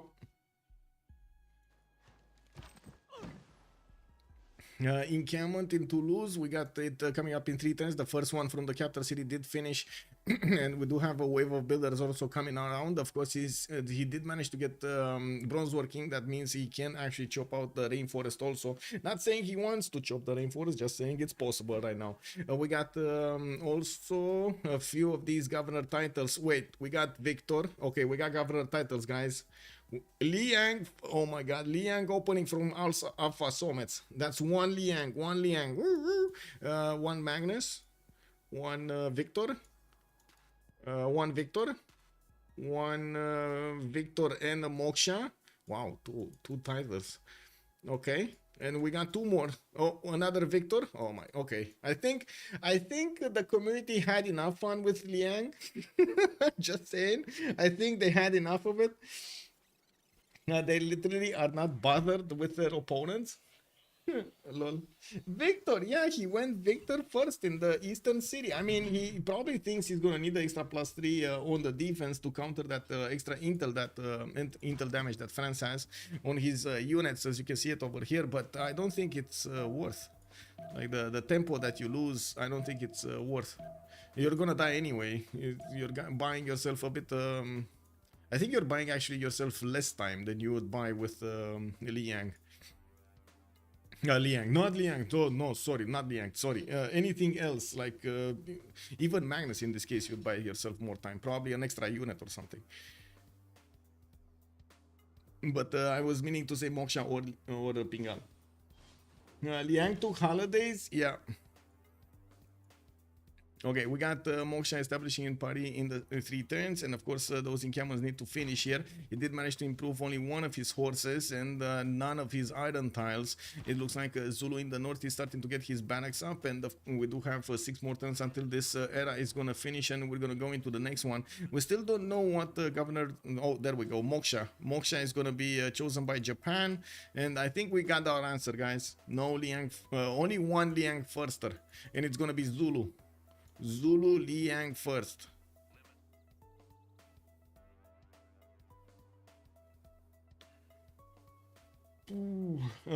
Everyone getting golden. Hello there, Emily. Hello there, man. Welcome. Good evening. You called Magnus's victors? I did? Wait, no, I did say, well, I did. Oh, it is what it is. Magnus, and Victors. Victor is, there's only one Victor. There's only one Victor, right, in Scotland.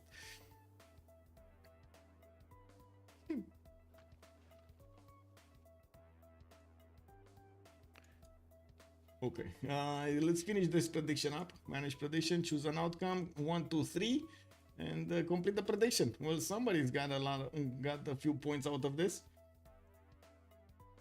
Start the prediction for who will win. We got on one side the WSS, on the other side the CivUkraine.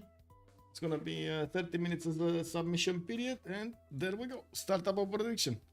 Looking at the golden ages, we do have Pigmey needing 3 more points. Vladimir is gonna go over the necessary points. It looks like Alfasomets is over. Lampata is over the threshold. You died for science over the threshold. Mugmug getting it. Gdot getting it, and Iflores getting it. So it's only a matter of if Cyrus is gonna get it or not.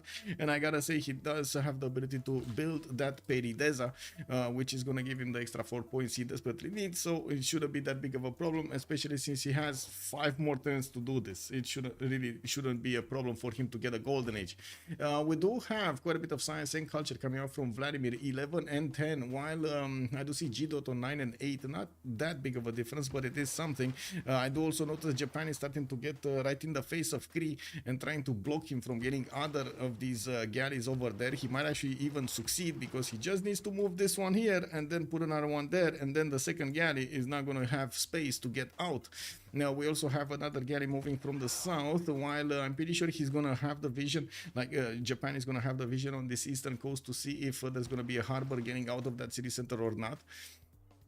Now we do have a few more, well, another harbor coming out from Takamatsu and Sendai, and a builder coming out from Kyoto. I would imagine he's gonna keep on improving these coastal resources for those extra points, not to mention he does want his horses and the other strategics that his team will need. They will need a lot of resources, especially Aztec and Catherine de Medici. Both are going to be in a fighting stance here, and I'm pretty sure they're going to want to go for their drums of war also to try to get as much production as possible against their opponents. Please shed light on Liang meta. City parks, basically. Yeah, city parks. Somebody had a high roll probably like a week and a half ago, and kind of, you know, exploded a little bit in his ego and told everybody that oh my god, look, this is the way, this is the way. You also get builder charges, yes. Yes, but Big Z, last week we had like 5 people going Liang. 5 out of 8 were going Liang. And everything was so slow, man. Oh my god. Anyway, and we were watching that production capabilities were like taking off a little bit later than everybody else. City parks are back. I don't know about that, man. I don't know about that. Anyway, I guess we'll see. I'm open to all of the ideas, but I do want to point out some of them have been tried out, and that's my reasoning why I'm saying no, it doesn't work, because we've seen it happen before. I mean, it's quite unfortunate that Scotland isn't free sim. Yes, it is. Yes, it is. They did have, actually, I don't know why they remapped the first one, but I guess Persia was in danger over there. Now it's not. But in that one, Scotland would have been in a 1v1, not a 2 versus 1. We do have France actually getting attacked quite a bit by the Scottish units. And yes, I do see French archers are getting ready to smack them. We do have an encampment coming up from the city of Ayr, with one already finishing Edinburgh, working for its encampment training project to get those points. Looks like Zulu is already on 6 great general points at 10. France is only on 1, while nobody else is making points. Montezuma here did go for commercials, which might actually cause quite a bit of an issue later on in the game. Now we're gonna need to see if he's gonna manage to get those defense points against Zulu here. I'm actually a bit concerned about his life. But I think Zulu's target is still gonna be France. We'll see. We'll see. Anyway, we do have 4 more turns to get going on the new era, and I do want to actually take this time to take a look at YouTube and put up the remap prediction over there as well, or I should say the poll, because I cannot get that.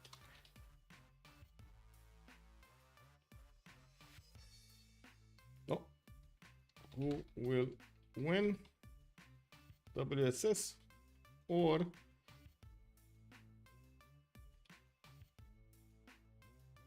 CivUkraine? I was I would say I got distracted over there thinking to myself, did I go well and tell the truth about Windows 11, or should I have just kept you know, kept the line like everybody and say that no, it's fine, it's totally fine, guys, it's totally fine, and then you guys actually encounter the same problems that I have.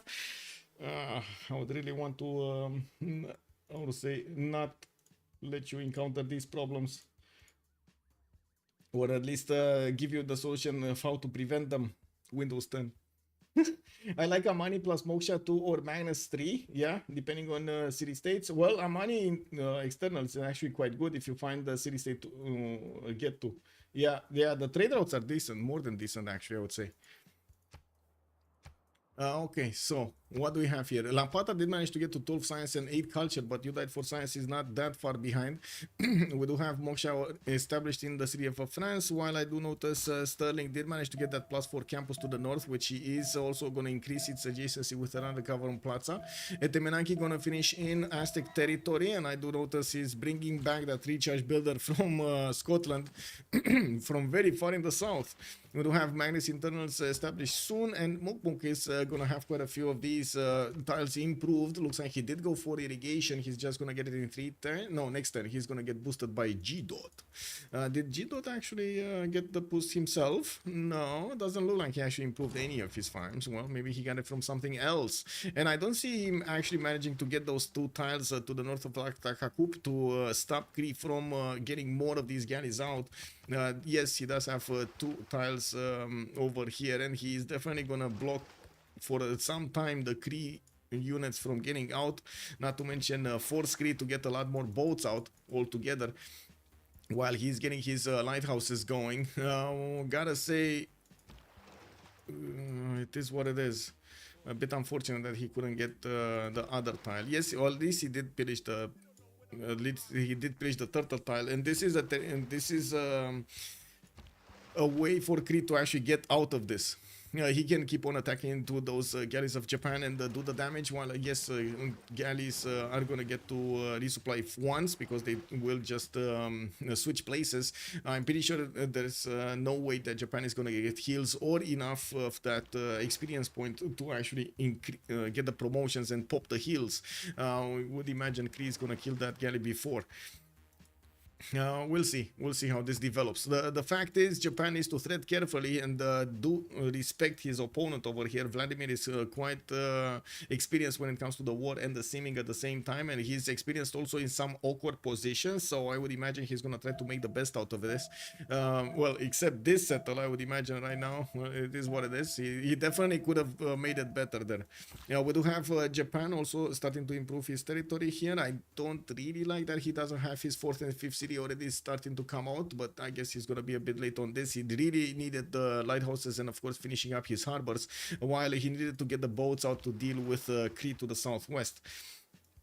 We do have the French units managing to win the war against Scotland, the initial fight, and push back his units to the borders of air, while he's still gonna get a few promotion points from attacking to the Scottish units. He should keep on shooting with the archers, so he manages to get the experience. The experience point is gonna turn out in a lot of good advantages,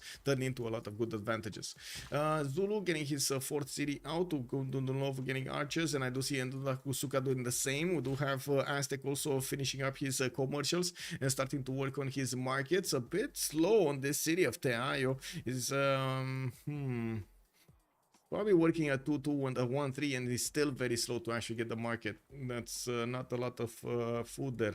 Anyway, we do have 2-3 2-1 May style already worked in Zacapotzalco, especially with Lady of the Reserve Marshes and a Temenanki bonus. You can see how important this is for the Aztec Empire to get those farms in there. While Scotland is starting to get horses out, it's going to be hard for him to get to Aztec, but quite easy to get to France, especially since he's already building a road between him and Scotland.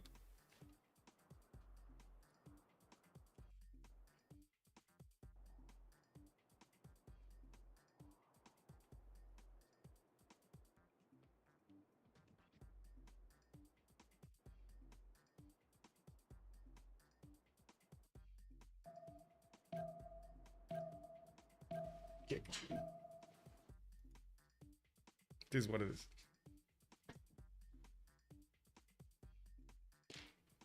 1-6.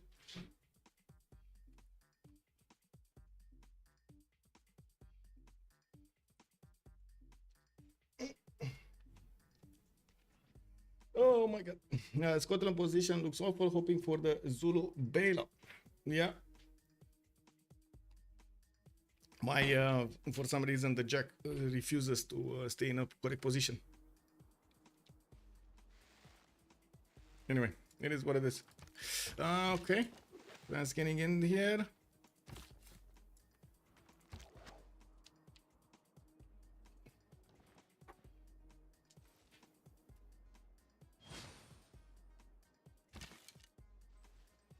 Mystery, good evening, sir. Strategics, there we go. We got a lot of horses, but not a lot of iron if you're looking at that, unfortunately.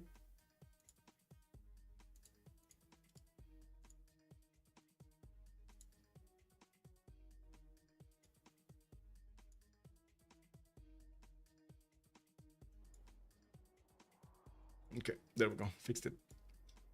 Government plots are coming up in Kyoto. We do have Japan also getting to improve his plantations and getting those extra resources in there. Finally getting his harbors down from Akakakup, and I do see him trying to get a campus here from him, Wiskao putting a +4 harbor and a +2 campus. It would have been, oh my god, so much different actually if you would have gotten the other way around. And yeah, it is what it is. Now it's too late. He would have had a +5 campus with a +4 harbor. Anyway, we do have the unit, his galleys already starting to attack into the Japanese units, and of course trying to get some heals popping off.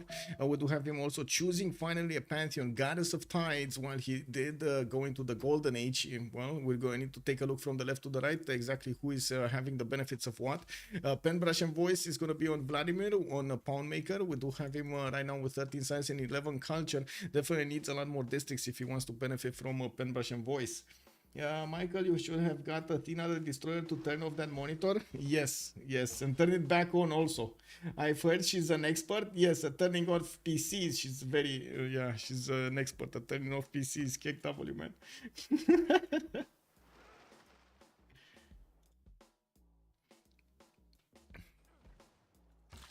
Anyway, Governor Magnus here in Mikisiwachik, gonna give him the chops, but well, again, he doesn't actually have harbor over there to get some boats out. We're going to need to see, maybe he's gonna have the time to get all of the boats from the western side. It can happen. I'm not saying it cannot.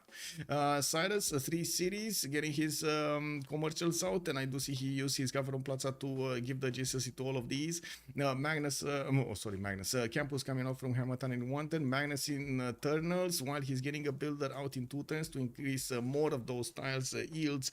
We do have a settler from Tarsus. I'm actually a bit surprised he did not choose to go for a settler from Pasagarde and went for a builder. Now we do have encampment training projects finishing up from Scotland. He still didn't pick up his first generals, and I do see he right now has 21 out of 30 points. But we did have Catherine de Medici securing his Shunzu, while Zulu is gonna get the other 2. This leaves Montezuma without a general, which is gonna be a bit unfortunate over here. Mukmuk is quite close to Zulu, and I gotta say Zulu can pass an army there quite quickly, but it looks like he's choosing France as a target, and I think that's a horrible mistake that Zulu is gonna make here. It is what it is, and I gotta say Aztec probably also took the chance over here to not to not make an army against Zulu. Now we do have France with horses coming out from the city of Paris, some of them being sent to the west side, already fighting off the Scottish units with the help of a general, while from the north he's going to need to get some for the defense against Zulu. We're going to need to see how many units Zulu can pump out in how much time. Alfasomets is on 9 science and 18 culture. He's getting his government plaza built from the capital and sending a new city towards the southeast here. Now while he's getting horses from the front line, he still has quite a few chops that could help him out get those much faster. He did choose to go for an Exodus of the Evangelist, Golden Age. That's the new drums of war, and that of course will give him the extra resources, strategic resources, the extra production towards military units, less maintenance. It's actually very strong. We do have also Lapata here to the west of Catherine de Medici, taking quite a few quite a few damage points from the units of France. It looks like his first horse is probably going to be taken out, while he is going to get another one here from the city of Air. We do have Lapata needing to replace what he's losing on the front line quite quickly with his other cities. He did manage to get a decent amount of science with culture working, and he did choose another Exodus of the Evangelist, another drums of war against France here. You died for science, Exodus, the Evangelist of his own, 11 science with 18 culture, getting iron working soon, and building up his warlord's throne in 4 turns. He does need to protect his capital from Zulu from the north, and of course he does have a few horses that are gonna need to get in there to the north of Paris and stop the bleed. He's also gonna need to protect that iron tile, which is gonna be quite important for his ability to get those units out there. We do have also him benefiting from a lot of archers to attack into the Scottish army, which do give him quite a few advantages. Bad that this territory here allows Scotland to hide his units behind the forest and allow them to heal a little bit more, while France is not going to get the opportunity to attack directly into them. Mukmuk, 13 science and 14 culture. We do have Montezuma still on 3 cities. Looks like he's getting his other settlers out in well, other settler. It's one coming up from Tenochtitlan in 110, and I do notice his Eagle Warriors are just standing around. He didn't even manage to get a classical unit out at the moment, but that's a decent amount of gold per turn coming up from his side. 24 gold per turn, that's pretty good. I gotta say they're gonna require a lot of gold if they will need to upgrade boats for Japan. Oh no, Japan, no. No. Oh my god, he's going audience chamber. No. He is right now disrespecting Cree. Oh wait, he let Cree put a harbor down?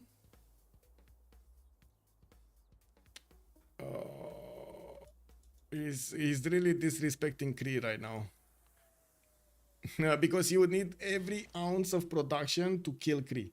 You really need everything here. And if he's going audience chamber, he's not gonna go Warlord's Throne. If he's not going Warlord's Throne, he's not gonna have the production necessary to flex against his opponent. He's taking it lightly. He's not building his extra settlers over here to get those cities out, and gave Cree an opportunity to get that harbor down. All he needed to do is keep a unit here. That's it. Keep a unit there. Hello gang, good evening sir and welcome.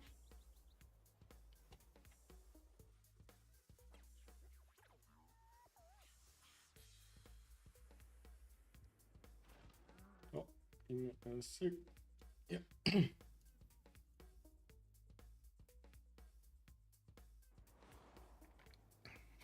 Warlord's Throne finishing up in France. I think we do need to talk about Rome here, right? 12 science, 29 culture with the first religion of the game.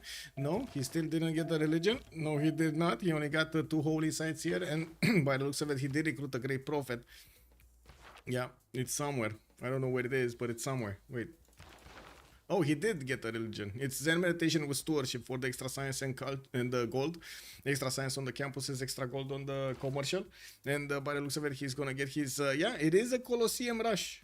Well, it is what it is. Flores is getting the Colosseum, and he's gonna get it quickly. Arena in 110 finishing up. One unfortunate thing is he doesn't actually have Magnus in the city center to help him get the chops faster, but still he's gonna have a decent amount of chops to get that Colosseum. And he did go for Stone Circle, so he has so much production anyway. Look at that city of Rome, man. This is incredible. 30 production already. He's chopping his audience chamber from the city of Cume, while lighthouses are coming out in 5 turns from Arretium. We're going to need to see him put quite a few more cities over here in the south, and I do see 1, 2, 3, 4, 5 more cities. I'm pretty sure Ancestral Hall would have worked in this case anyway, because he's gonna have a lot of amenities to work with in any case with Colosseum. It is what it is. France making a line of distraction over here. His archers are gonna start peppering down the Scottish units turn by turn, and yes, we do see Governor Victor has established in the city of Ayr. That also means, oh my god, 2 of these governor titles of Scotland have been spent on Governor Victor to defend his borders on the east, which does deny him from having the extra culture from Moksha or the extra science from Pingala, not to mention the points of food and production coming out from Magnus on those trade routes. Hello there, Macallian. Good evening, sir, and welcome. Hello. How are you doing? How are you doing?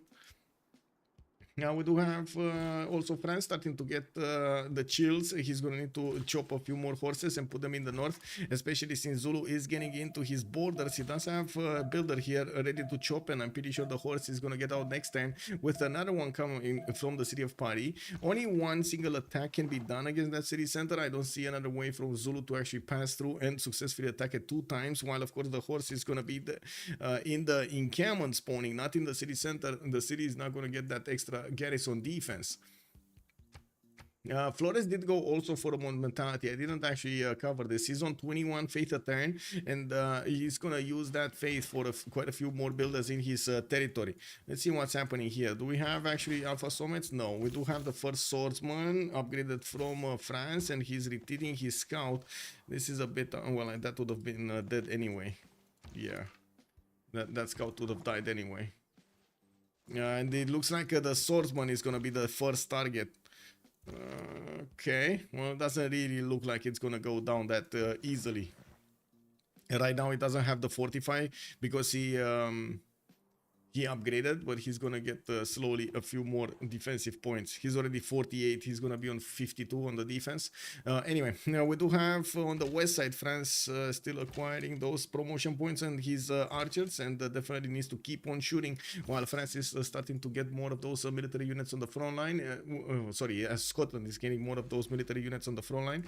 We don't yet have any kind of magical wand over here to give an advantage to a team or not, but I would say France will definitely need a lot more science to work with, since it does seem like at the moment Scotland does benefit from that very good campus here in the north of Stirling. We will need to see how France is going to get the units to defend himself against the north and the west, and when will Aztec come into play. He's just getting his fourth city towards the northwest of Tenochtitlan, and yes, audience chamber is going to finish up in 6 turns from that city center, while he's getting new markets for the traders.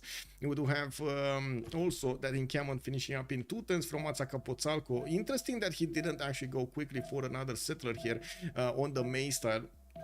It is what it is, or on the right style actually, not the May style, right in the face of his opponent. We do have lighthouses coming up from Retium for those extra trade routes, 5 turns for Colosseum to finish in the city of Rome, while he does still have a builder to keep on chopping this. We're going to need to see where is he going to choose to chop. I would imagine the forest is going to be a prime position. On the west side, Japan is... Wait, didn't he choose audience chamber a lot earlier? What happened here? What did he go for that he did not get? Oh, okay. Interesting. Well, it looks like he did realize that Cree did put down a harbor, but a bit too late. He's retreating his boats and sending new ones to fight off these Cree galleys. He needs to keep them over here at bay, and of course, I gotta say, Cree is gonna finish his own Warlord's Throne, which will give him the extra production capabilities, while Cree did not choose to go for Exodus of the Evangelist. For Drums of War, he does have a Penbrush and Voice Golden Age and 18 science with 21 culture. He's at the moment actually outscaling Japan. Can you imagine he's out? I can't really imagine how this went wrong over here. Where cities? Anyway, good thing for Japan is, first of all, he's going to get an opportunity to get an admiral. Second of all, he's also going to get the extra +5 against the coastal units in the shallow water tiles. So those caravels are going to be much stronger against the Cree units. We do need to see how quickly he's going to get them, because at the moment he's just not getting that science. So only on 13 science, that is definitely not enough. He does have in the second city of Sendai here a +6 campus that's going to get out with another one here, but he does need the 7th population to put it down and finish it quickly. I think he got another builder actually from Kyoto, to be honest.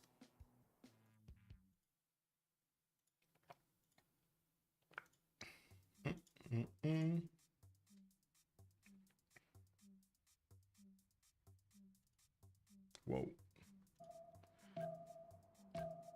Oh, I need to put the scores from CWC. Anyway, I do see Persia first. The first one that I actually see with Ancestral Hall here in Passagarde. We do have him already spamming out his cities from that city center, and I do see Hamatama moving a settler to the west.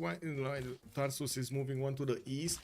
His ally Scotland is managing to defend himself nicely here with more French horses coming up on the scene. We do need to see if France is going to find a way in.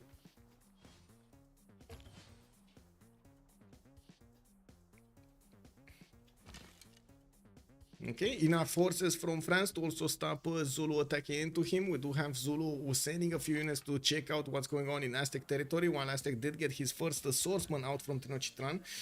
We do have audience chamber establishing there in finishing up it there in 4 turns also.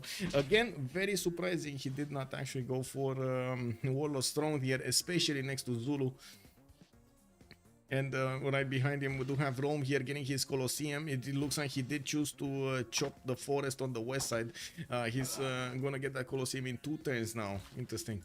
Well, we do have another campus in Arretium. That's only gonna be a +1. Looks like Setia is putting down harbors for the extra gold. And looking at the gold per turn here, we do have... actually, I don't really see an advantage from either team, to be honest. They're kind of the same right now. Yeah, they're kind of the same. France is trying to get more cities out, which is the correct way of doing things, but he needs to be careful to keep up his army size to keep away these Zulu units. Zulu is also getting his Warlord's Throne out in 1 turn. And wait, yeah, France did get Warlord's Throne, right? He did do He did it. He did it. Pingala establishing the city of Ruin for the extra science points, and looking at Japan here, still lagging behind in that science, but he's gonna jump up quickly. It's fine. 3 tenths for the campus from Sendai. He's gonna catch up. Audience chamber in Kyoto, though. This is. I guess he's gonna eat at me. It is what it is. Japan's galley is gonna be taken out. More galleys are trying to get in, but they can't actually bunch through the Cree galleys, especially with oligarchy.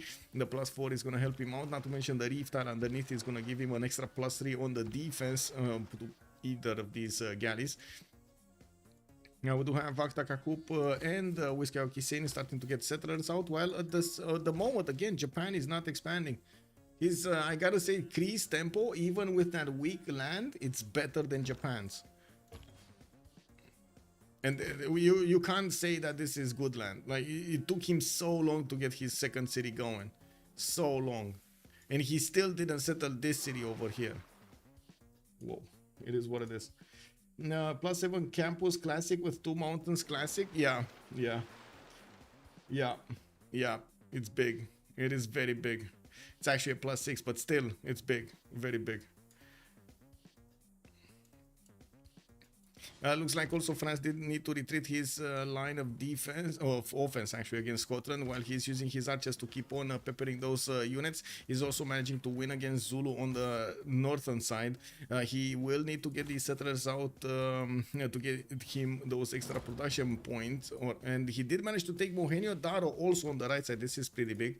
An extra settle for France. If he does manage to keep on expanding and adding more points, more districts, more everything, more production points on his empire, he should be able to outscale Xlapatax, since we don't really have the same quality of territory here, and it looks like even Persia will get at least one possible city from Scotland here. I know it's missed distance from Passagarde, but man, Scotland is in trouble. They probably did discuss about this. Now we do have to take a look also on the city-states, and of course let's actually take a look here on the list. We do have Fez with Hattusa and Geneva for the science extra advantages. Cinguetti, Yerevan and Vatican City are going to be the ones for the faith, and I do see Flores is benefiting from Cinguetti. Flores is of course Rome. He's going to get a lot of faith per turn from that with the help of that city center. 30 faith right now per turn, and yes, he does have shrines in his holy sites, but I think those are like 1 right now. 1 adjacency, both of them. Yeah, 1 and 1. There's not that much that he can get out of those. He is going to get a lot of points when he's going to start putting down his campuses and commercials. Getting those points is going to be important. Still not a lot of cities. 2, 4, 5 cities. Colosseum going to finish next turn. It's going to give points to 4 from what I can see. Possibly 5 cities that he can get to Bath here. And he's going to finish his Stonehenge to get the extra religious point, an extra belief over here unlocked. Okay, what do we have here? Zulu met some stern resistance in Aztec territory. Aztec getting a few more swordsmen out using that extra production capacity that he has. I do see France still gets his experience points from the Scottish swordsman, and I do see Scotland has enough horses to send a division towards Azcapotzalco, which is going to create havoc over here in the lands of Aztec.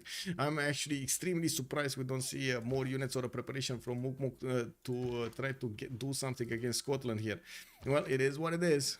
It is what it is. Another campus coming up from Toulouse. That's only going to be a +1. And the city of Paris still needs 7 more turns to grow to the next population level. Rouen did also put a +1 campus there. It is what it is. It's not like he could have gotten a much better one. Now, what he could have done at the beginning, maybe the Government Plaza could have been here, and he could have coupled the mountain with other campuses. But yeah. I don't think they had the goal to invest into 1-1 tiles at that stage of the game. Where the Rome builds stewardship and he went 3 harbors. Yeah, it's not the normal Roman build, but I guess we're gonna need to see how Flores is gonna keep on going. At the moment, he's not lagging behind in anything. Actually, he's on top of the production of everybody else in the game. 83 points of production with 35 points of faith. I do have to say a lot of this is coming off from the happiness level he has. So that extra 13% that you get is amazing from those ecstatic points, ecstatic citizens, and it is across the board in everything that you do. That is amazing. We do need to see if when these campuses come out, and of course when he finishes up his economy, if he's gonna manage to get a lot more stuff, a lot more stats, and a lot more science. WSS is showing too much disrespect. It might end up costing them this game. Yes, I won't say no to that. We do have the first samurai actually getting out. Wait, is this gonna be the one samurai push against the Cree? Oh my god. He actually got a samurai. Wait, he has another one here. Is this okay? I mean, I don't get me wrong. I'm totally okay with the samurai push, but more units, please. Looks like he lost the war here. Oh my god. I can't believe this is happening, guys. Gdot just doesn't seem like he's gonna have the time for everything. Let's see. Now we do have Vladimir 5 turns away from Buttress. Gdot is currency in 110. Well, I guess he does need the currency for what, apprenticeship, right? But he doesn't need it. Oh wait, you do need it for mathematics, and then Buttress. It's quite far behind. It is what it is.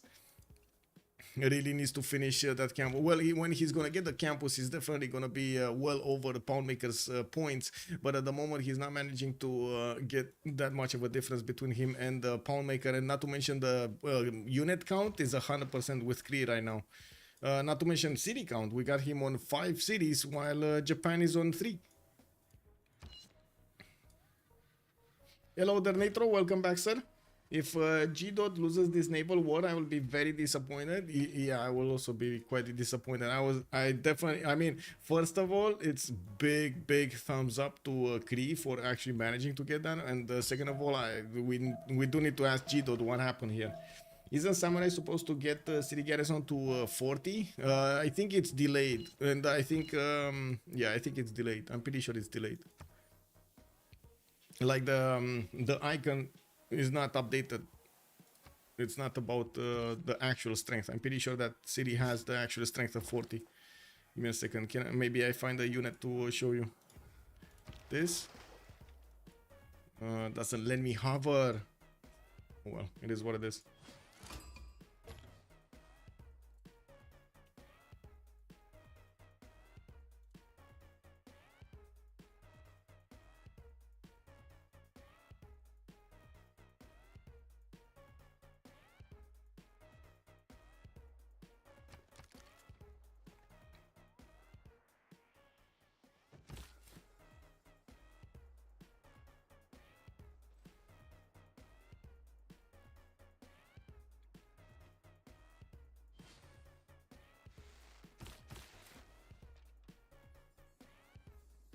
Why Japan cities not having 40 or so defense?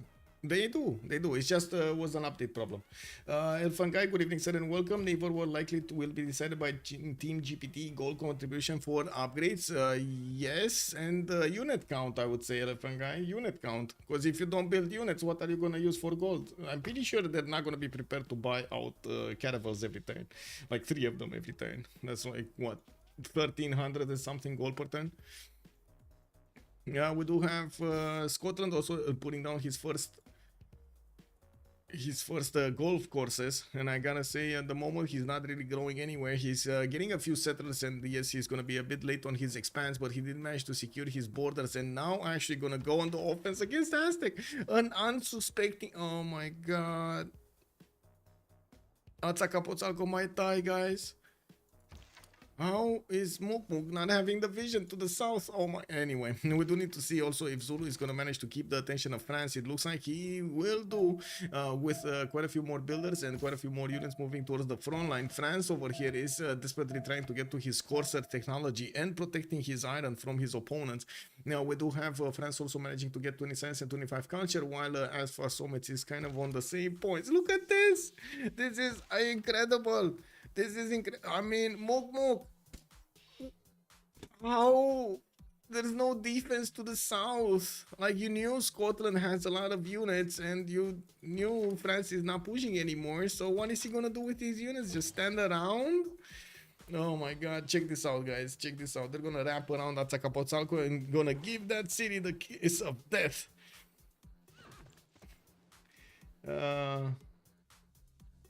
Wait, why is Twitch not allowing chat to say bite them?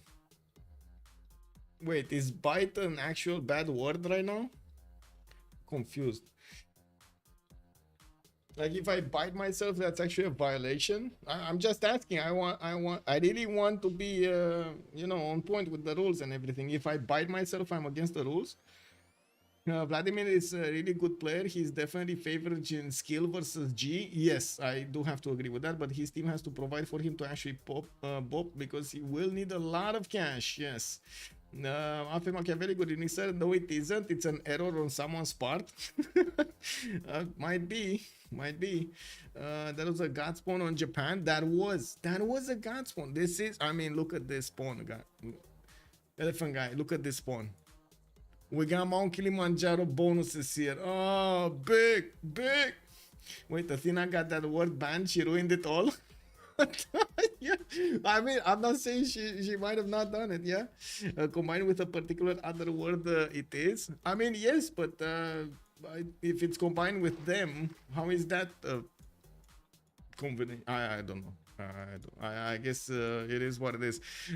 We really need a list of an official list of Twitch to tell us which words are banned or not. You know, an official one. Come on, let's see what it is, and behaviors and stuff like this. Okay, more campuses coming up from Scotland. He's definitely lacking when it comes to his culture, but now that he has a chance to go against Azcapotzalco and do quite a bit of damage against Aztec, while also I do see Zulu sending some of his units there. We do have actually a trader coming in, building a pathway directly towards that city of Azcapotzalco. Well, he's not really going there. He's going towards Scotland, but it is kind of the direction, right? I do also notice because Lapata got a bit overexcited and got the units in the borders and shown them to Aztec, he couldn't actually get the wraparound against the city of Azcapotzalco. Now it looks like Mukmuk is gonna have the opportunity to oh no, get some defense going, and just as I say that, I realize that he's gonna get to 2-tap that city and then attack it next.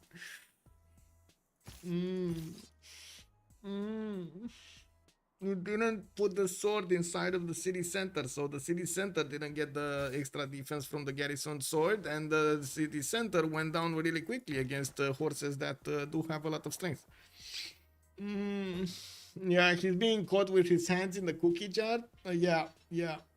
I still like the, you know, wait, the bot is not smart enough for content. Yes, ideally would be free speech and all that, but you know, being content is fun. Well, wait. There's a totally different. I think you're talking about two different subjects. Free speech is the ability to actually express an idea. It doesn't give you. It doesn't give you the freedom of expressing that idea in all the ways you want. That's where the difference comes from, and maybe it is not always explained in detail, which I understand there's a bit of confusion there.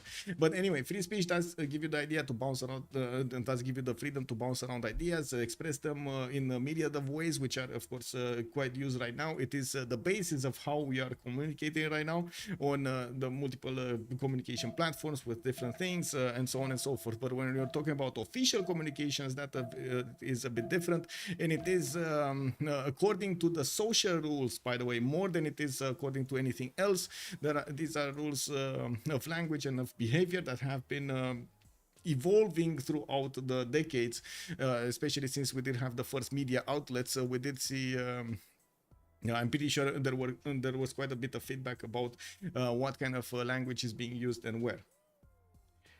My argument would not stand up in the court of law. What argument? That free speech? Yes, it would. Oh, Azcapotzalco, 2 hits away from dying. Looks like he did manage to get another swordsman, and yes, he did increase the defense. He might actually choose to attack with that swordsman, to be honest, to not allow the horse to do another attack against it. If he does allow it, he might actually lose the city next, and yes, he does have another swordsman behind, take its place if that one goes forward. So let's see if Mukmuk at the end of the turn is going to choose to attack, go on the offense here, and slow down the horses. Actually, my argument is exactly from the from what I understand, from what I have seen in the U.S. Court of Laws. That's how they decide what is freedom of speech or not. Anyway, now we do have Zulu here, okay, defending actually this time around against France. France is 9 turns away from castles. That's a long time. Did he get castles? No, he did not. That's a long time. Anyway, civil service coming up in 5 turns, while Alfasomets is going to be 3. There's a difference in 2 turns in damage here. Zulu is going to get an extra +5 for 2 turns, while yet he still did not get his core ability. He's going there. We do have him discovering machinery, 25 science, 38 culture, and 65 production, with more cities on the way and quite a few of these feudalism builders getting out of his cities. Caravel pre-builds. Okay. So we got a total of 2 Caravel pre-builds on Gdot, and yes, I'm minimizing this because to be honest, okay, sure, there are 2, 4, 6 boats in total. Okay, let's get this. There are 6 boats in total on Japan, 6 galleys, while he does have a quadrim, while on the other side, Cree has 2, 4, 6, 8, 10, 12, double the amount of galleys. Free speech means the government can't regulate what a private entity can say. Twitch is not the government, they are a private entity, so they can do what they want. That is also true. And yes, I agree with Linda, free speech in the US courts is complex, yes.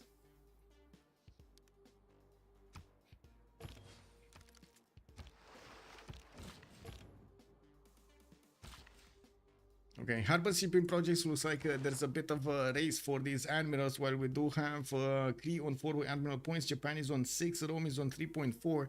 In the previously recruited, we did manage to see Cree getting Han the navigator, and that's about it. France did manage to get Ethelfled, and Japan did get the core one, Gaius Duilius, which at the moment I don't think he's actually using. Oh, he's using it with the 1 quadrim he has, which at the moment he can't really use because he can't shoot from 2 tiles out.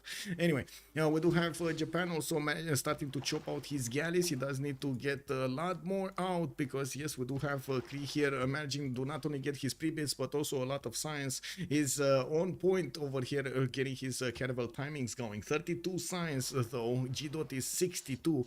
He did manage to jump up considerably since the last time we watched him, mostly because of the finishing of these 2 campuses. Oh, he got a 3rd one also finished in Takamatsu. That's only a +2, I believe. Is that the +2?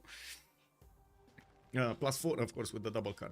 Anyway, we do have him putting a theater square down from Sendai, and we do need to see if he's going to get the 2nd golden age. Azcapotzalco did get saved by these Aztec units. They did manage to take out one of the horses. He could actually take out the 2nd horse also, and keep on pushing against Scotland now with a +1 luxury attack bonus. Looks like Scotland is being caught with his hands in the cookie. I think this is the good one. It's Scotland is being caught with the hands in the cookie jar, right? The jar is Azcapotzalco. He tried to take that city, and we got the horse units running around there. The saying goes, opinions are like, yeah, it is what it is. They always pop up. They always pop up somewhere, you know. Yeah, that's crazy. Gdot more production and food on 3 cities versus a Cree on 5 with Magnus in tunnels. Yes, it just speaks volumes of his of the quality of his initial settle here. Not to mention he does have 9 population cities versus the 6 or 1s or 4s that Cree has. So in total, actually, I think he has more population in his empire with those 3 cities than Cree has. Oh, no, I just saw the 4 population here in Cardiff. So what, 11, 15, 16 with another 4, and that's 20. And here we have 9 and 9, 18 with, yeah, he has way more. Look at that. He has 23 population. 24 population versus 20 population from Cree on 5 cities. Now, it looks like Rome is sending one of his apostles there. He's going to get the extra science for these campuses. That's pretty good. And yes, I do see Iflores is starting to expand quite a bit. 2, 4, 6, 10 cities soon. While he's getting Petra in the city of Puteoli, he's going to get a lot of gold and production and food on these tiles, desert tiles. We do have the same thing happening in Persia, which is basically the simmer of CivUkraine. Pigmey is starting to get his hanging gardens for the extra for growth in all whole of his empire, 15% in each city, while he does have a bit more housing coming out there. As you can see, he's getting his granaries for the housing and the food. Well, we do have him getting his markets out using Magnus internals. Unfortunately, his capital at the moment is kind of starving. From the beginning, he didn't really have where to get the food, nor does he have that many opportunities right now. Probably the only way he's gonna get that extra food is sending a trader from his capital to another city. Now we do have Potsakoko finishing up the walls, and Mukmuk is gonna get the opportunity to push back Scotland here. They didn't time this attack well, and by the looks of it, we did have most of the Scottish army dying at the hands of the Aztec swordsman. I do notice there is something happening here. A trade convoy is being sent by You Died for Science to the other side of the empires here, towards the back line of Aztec. So he gets out of the situation he finds himself in. He knows that he probably will die at the hands of Zulu, so he wants to secure his out way before. Well, by the looks of it, he's going to manage to get safely in the lands of Aztec, and we're going to need to see how he's going to keep on getting stuff here. Wait, is he going to put a city there? Or, that could be another option, even though I think that's extremely scary, actually, putting a city there. But anyway, it is what it is. Temple of Artemis coming up from Toulouse in 6 turns, while You Died for Science has, well, 27 science and 34 culture, trying to get as many horses out as possible. Still 7 turns out from getting his own castles. That would be a problem for his opponent, but I'm pretty sure Zulu is going to get his impies by then, and it's not going to be a problem anymore. The courses of France are not going to be the way. He's going to need to get men-at-arms here if he wants to withstand his opponent. So castles is there for the intel, but that's about it. You get the free spy at castles. That's the biggest bonus there. I don't think coursers are gonna be the way out. Well, he could use coursers against Scotland, don't get me wrong, but Zulu with the impies should be able to handle the coursers quite easily. I want my 50% production towards units for late game wars. Yeah, truly sad to see people justifying totalitarianism.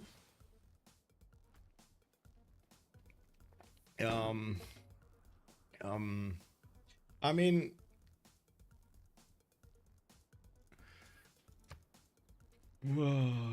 we would need to actually talk a little bit about real life and what the definition of totalitarianism is to show you the differences. But yeah, let's not have that discussion.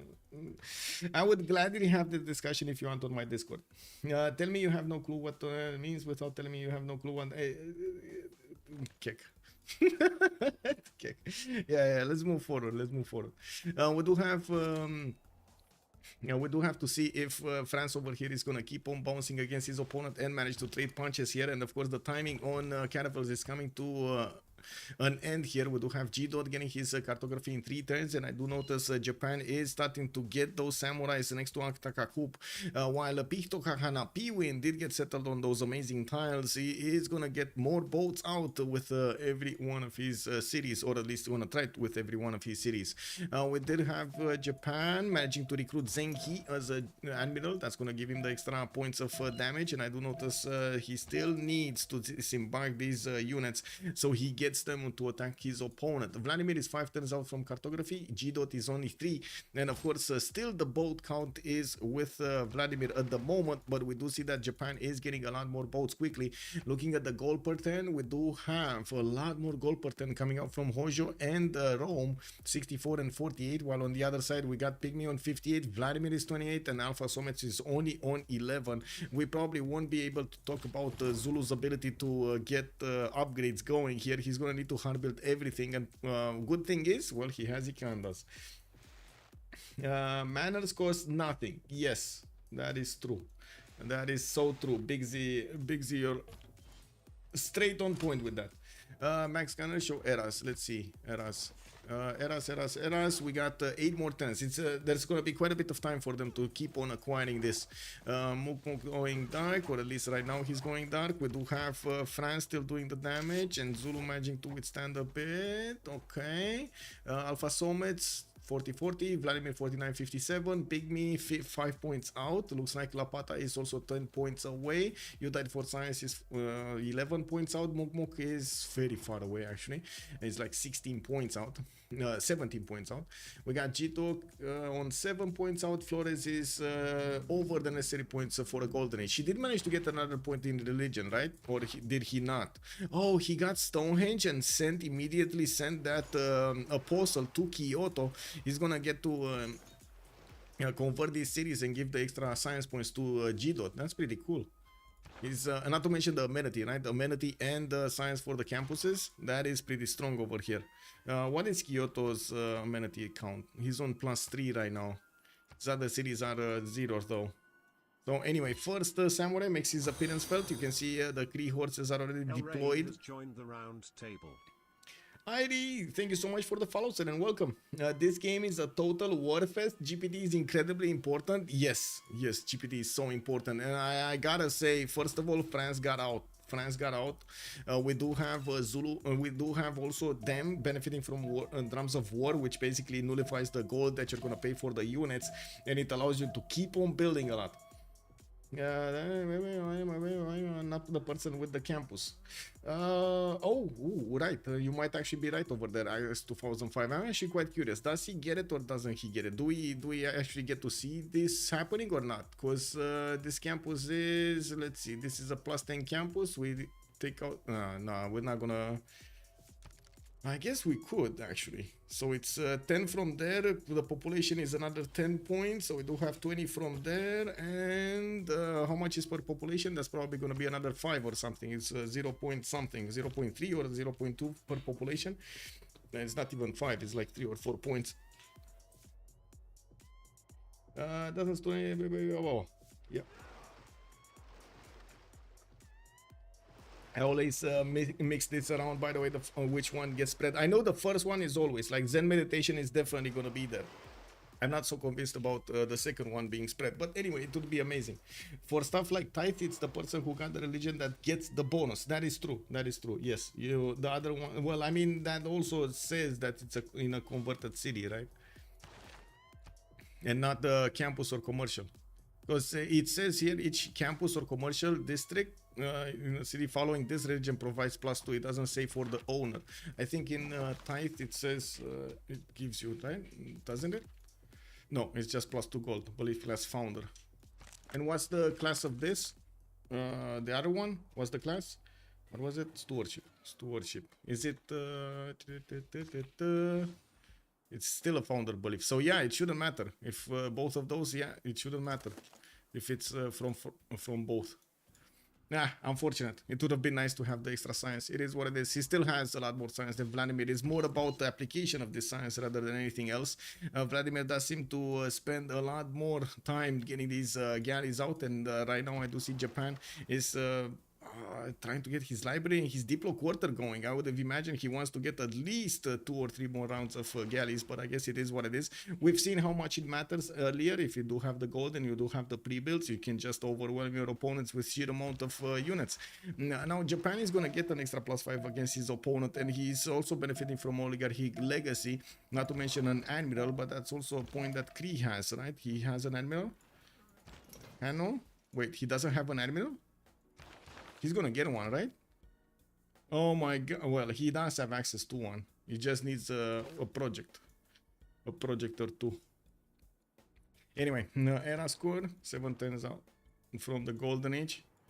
We got France having a bit of a problem with Scotland putting cities everywhere.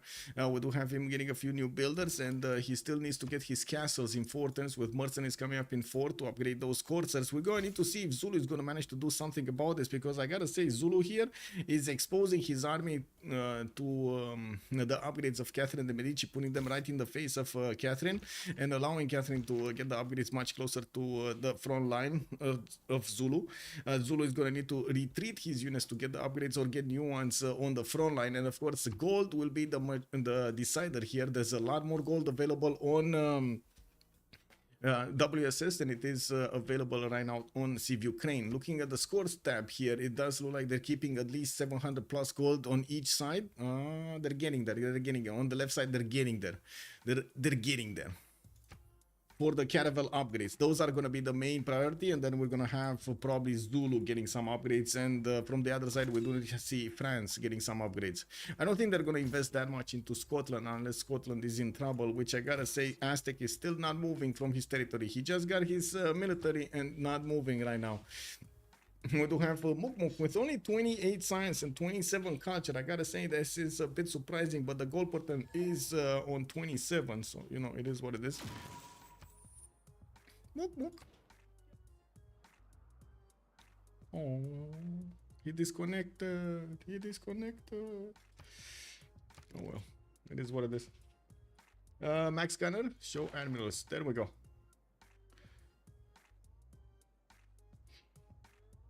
I don't think they have the gold for massive pre-built armies. That is also true. Yeah, disconnect on the rollover. That is kind of weird. We might need to relobby here.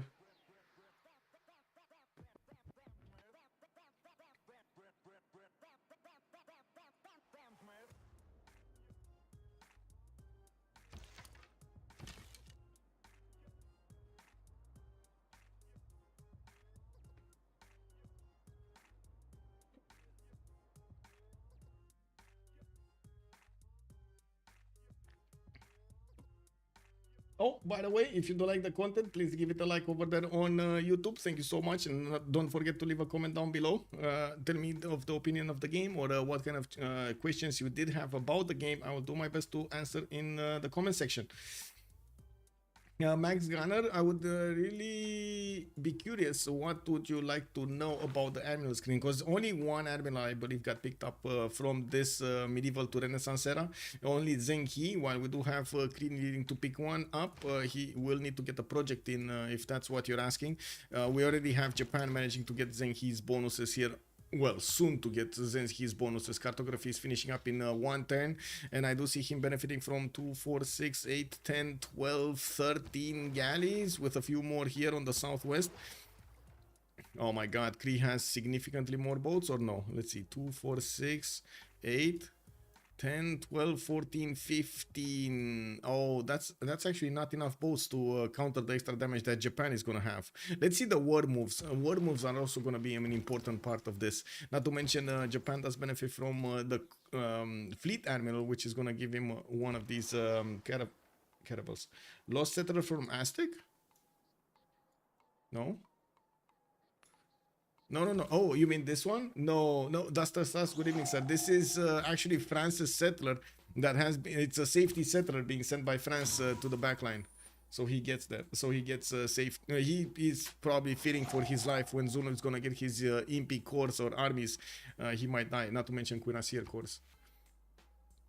But to be honest, it's not like Shaka is scaling that fast. He chose city parks, so everything is very slow.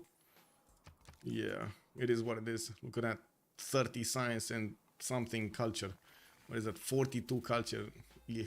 Slow. Very slow.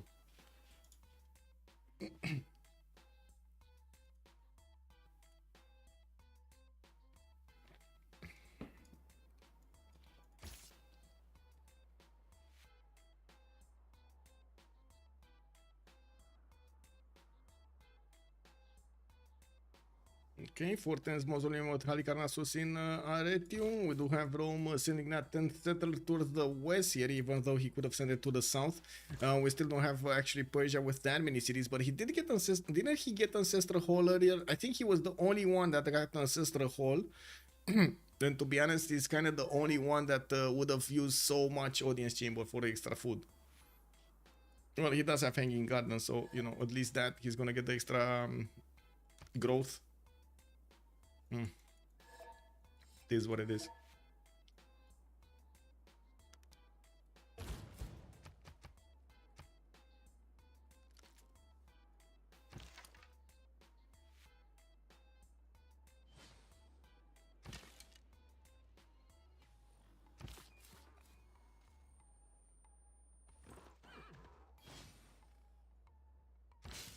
Okay.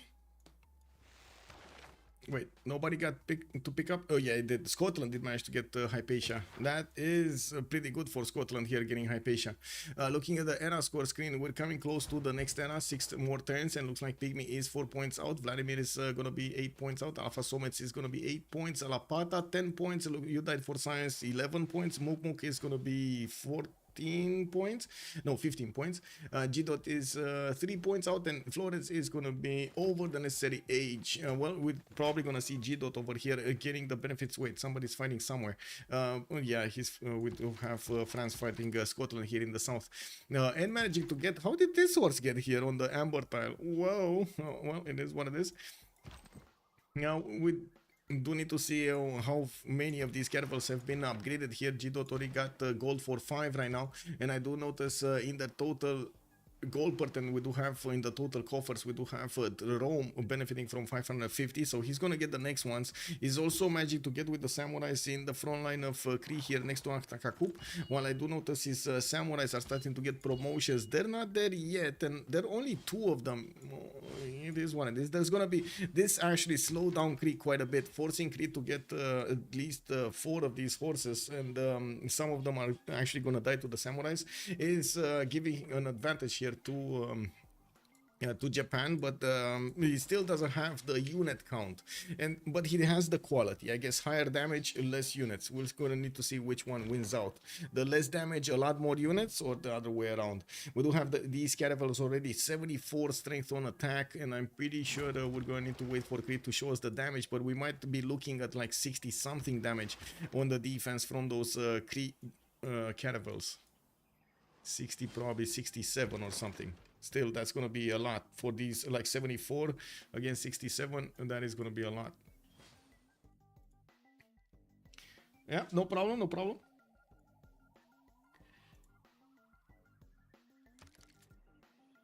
Let's see.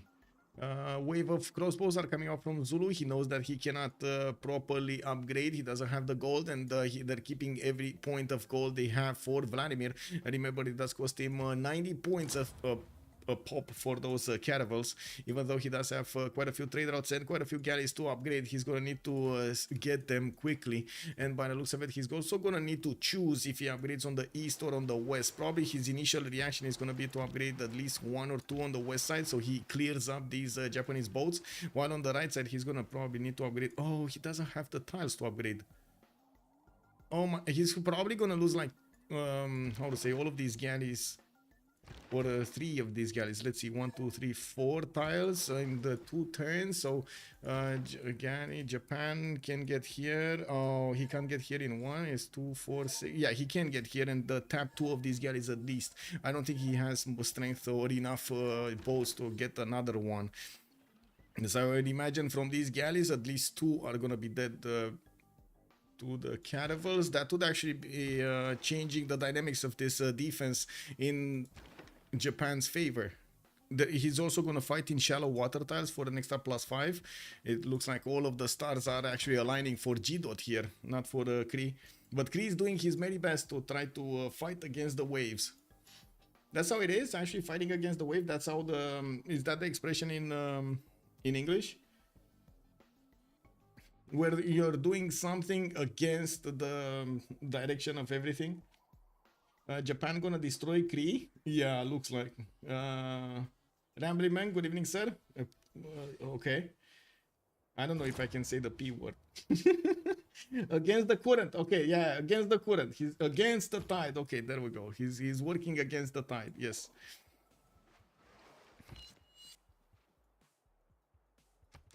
There we go.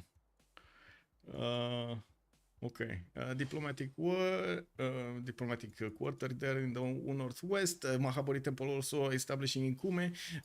Still getting his Petra. Wasn't this Petra building 31 turns like a few turns ago, like 5 turns ago? What happened here? Oh my god. Anyway, getting a few industrial zones, and I do notice he's still not getting the baths next to them, or at least not yet. We do need to see how he's gonna place everything here. He does have a few challenges to actually get the extra advantages of production for these industrial zones. We do have Aztec also still hunkering down, trying to get his economy up. He still didn't build his markets from Tacoplan and Tenochtitlan. That's a lot of stuff that he still did not get to build. He did pre-place those campuses. It's going to be quite good if he does manage to finish them, but he needs time, and time might not be here for him. Of course, Zulu is going to first go against Catherine de Medici, which I still want to say it is probably a mistake. It would have been much better to attack massively into Aztec while keeping Catherine de Medici busy. Like, he only needed to send a few units to poke a little bit, you know, scratch a little bit Catherine de Medici, while he would have needed to poke Aztec the most. Looks like Scotland here is still managing to keep up with the defense, and he did manage to get 27 science with 22 culture. It doesn't look like he's going anywhere. Oh my god, Liang enjoyed here in the city of Stirling. Did he lose his amenities? No, he's still on the +3. Okay, it's fine.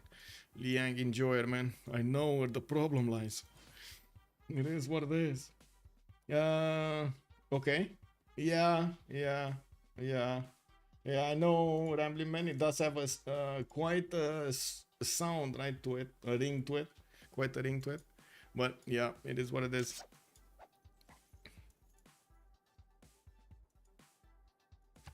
I do have to point out, you died for sciences 2 turns out from getting castles, and he is gonna have Zulu on his own continent, but trying to get to his Guard Imperials is probably gonna be hell. We don't yet have enough gold from them to... Oh my god, yeah, this fleet is dead. Cree's fleet is dead. He's not gonna have the time. So I do want to point out, Palmmaker is gonna need to open up the Civic... oh my god, wait, he didn't finish? Yes, he did. He's gonna need to open up the Civic tree, the Civic I'll say the government, so he can switch the cards first to get the half-cost upgrade card in, and then upgrade some of these boats. And to be honest, not only that he's gonna have less boats to upgrade into, they're not gonna be as strong. So it looks like Japan, all in all, is gonna manage to punch through the defenses that Cree put up against him. Even if Cree did have the bigger number of boats, it does seem like Gdot is on point with this attack. Man, you see, we didn't trust Gdot. We need to trust Gdot more, I gotta say. Harbor shipping's projects coming up from Japan. He wants another one of those admirals, and I do see he's gonna have the chance of recruiting Racendra Kola here, another one of these medieval Renaissance ones. While we do have Leif Erikson appearing for Cree. Wait, can you even teleport that one? He needs to get it in Pictocahanapiwin to teleport it. So if he gets stuck here, oh my god, that's what he needs to do. Japan just needs to keep Leif Erikson here. That's all he needs to do. Just keep the tile. He doesn't even care, right? He doesn't care about the harbor. Just keep him there. If I remember correctly, you cannot teleport the Great Admiral from the harbor. You can only teleport it from the city center. Correct me if I'm wrong, guys. Chat. Is that correct? I think it is correct, but anyway, I'm ready to be proved wrong. McCallion already calling it out. GG in the next 10 turns.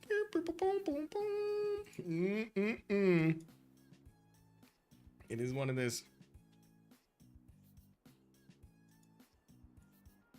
Let's see. Okay, Campus is finally coming out from Rome. Let's see on the Rome stats here. We do have him on 43 science with 73 culture, but he does have 130 production with 80 faith a turn. So does Pigmey actually have 130 production. A lot less population in his cities though, and I do see him struggling to get some more. We did have him getting a few horses out, and of course preparing for the Golden Age. He still needs 4 more points to get there. Yeah, right? Okay, thank you, sir. Thank you for the confirmation. We do have already the core ability from Zulus coming in, and I do see Kukuza is gonna get the builder out in 1 turn, others coming up in the other turns, and I'm pretty sure these are feudalism builders. Oh man, a gift for Saturday. Thank you so much, anonymous gifter. 5 gifted subs dropping like a boss over here. Hey, we got Spriggan, we got Cool Whip, Verias, we got Russia, we got Baxter. Welcome, guys. Hello. Rome lost Pop Volcano. Wait, yeah, but it's still a 9 pop city. It's fine. And we got Dave dropping 100 biddies. So we're getting this going, guys. We're getting this going. Yeah. Okay, so let's see. Japan is pushing in through the Cree defenses, and yes, we do have Japan with the first fleet of the game. Is gonna do significant damage against these Cree caravels, but cannot one-shot them. While on the west side, it looks like Gdot is gonna need to flex against these Vladimirian boats in the open water. He doesn't have that many of them in the shallow water tiles, and I'm pretty sure Japan is gonna want to take it one by one and try to take out the Cree units. Vladimir does have 70 production, while Gdot is only on 59. Hard building these without the card from the press gang card is going to be quite a problem.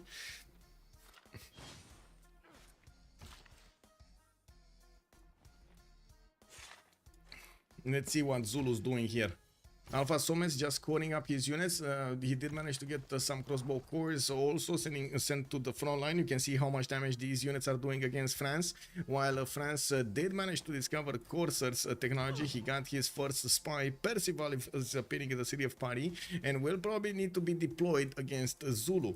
We do need to see if Scotland is also going to manage to get to his stronger units here to attack into France. And I was thinking for a second there of that short I have on YouTube with the Highlanders, you know, when it came out like a few weeks ago, right? 2 weeks ago or 3 weeks ago, when the Highlanders started to be upgraded and the field cannons were getting out of there, were GTFOing out of there. Oh no, I'm going home, guys. Yeah, war is over. It's fine. I mean, Highlanders is here. What do you want me to do? I just watched them and I died. No, I go back home. It's fine. I got hot meals back home. I got my family back home. It's all good. It's all good. I go sleep. Oh my God. Anyway. Yeah, we do need to see if Aztec is going to get that extra science that he desperately needs here, and what are their choices in the next Golden Age. With 3 more turns to go, we do have them scrambling to get the era score points. The final ones, Vladimir still needs 6. We got Pigmey needing 2. Alfasomets will need 4 points. I do see Xlapatax still needs 2 points, while on the other side, You Died for Science needs 3. Mok needs a lot. He's in a Dark Age. Oh my God, how did he not manage to get those extra points there? Anyway, yeah, he's going to get more campuses for the science, but looks like Dark Age is gonna be the way here for him. Maybe he's gonna use the Dark Age, I don't know. Some overwhelmingly strong musketmen maybe coming out from Mokmok. With that science, not really. Anyway, Gdot here with 81 science and 65 culture. He definitely has a lot more than Poundmaker, and we do have him also with a lot of gold per turn, but not more than Vladimir. 31 versus 38 of Vladimir. The production numbers are the ones scaring me. Only 58 versus the 70 of Vladimir. Well, I guess it's not, you know, it's not that critical, especially since Cree is not gonna get his press gang's card either. And he's losing boats everywhere. We do see the Japanese samurais are also starting to get next to the city of Pikto win. He does need to get one here in the north if he wants to put it under siege, but still he's stopping the Cree units from getting too far. Yeah, next to that city center. Show Highlander description. Yes. Highlanders. Scottish, unique industrial era unit that replaces the Ranger. Strong reconnaissance unit, +5. Combat strength bonus when fighting in hill and forest terrain. Okay, well, we do have it 65 melee strength, 3 movement points, and 70 range strength with 1 range. Kick W. You get these cored up, armied up, and then your opponents fly away. Why did you disappear, guys? You know, it was the end of the party. We were so tired. We drank too much. We went to sleep.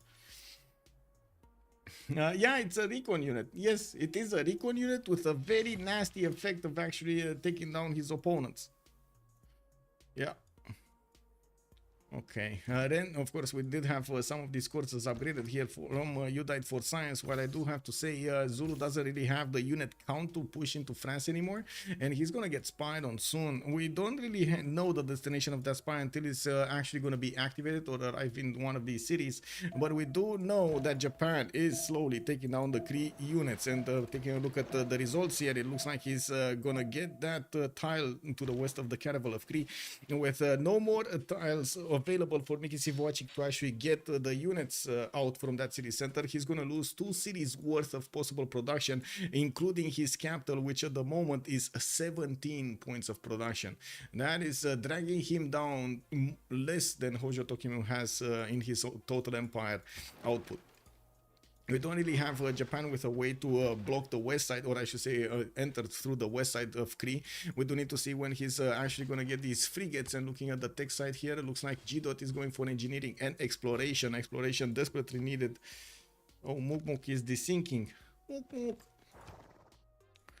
Oh, that is unfortunate that he's desinking. It is what it is. They're not pausing for him either.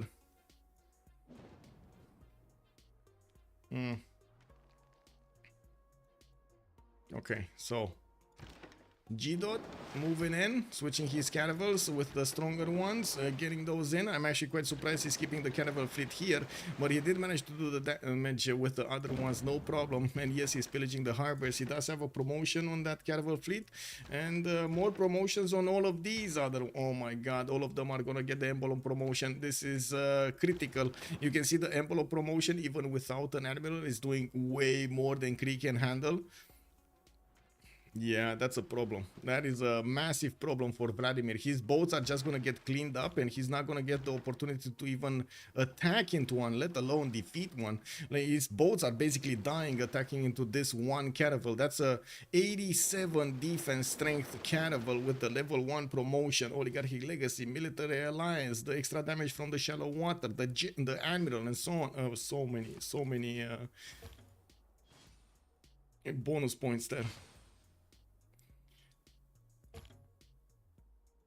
Okay, there's an expression that I keep on trying to translate in my mind from Romanian, but I have no idea exactly how to put it because I'm missing a word from English. So there's an expression called dat cu toate alifile. Basically in Romanian would be, in English would be, he has prepared himself with all of the creams on him. I don't know how to call it. I don't know how to call it. Basically, he's ready for everything. He has prepared for everything. Does anybody know how to call it? What's the translation in English, please? Maybe I would really want to actually use that. It's 3 City Japan, some sort of secret tech, or is it not good? Scott Young, good evening, sir. He wanted to do the caravel timing, so he didn't have time to get the settlers out because he needed to get the boats out and the stats so he can get the caravels a little bit faster than his opponent here. That's why he did stay on 3 cities. Also, good evening, sir. Welcome. What do we have here? Okay, well, next turn we're gonna see Gdot move with his caravels. He's also gonna probably smash through Picton Hana Piwin quite quickly. In French, with préparer au pire. Préparer au pire. But I don't know if you wanted to say that. What is that? Préparer au pire. What? Did I misspell that? No, I did not. Oh, yes I did.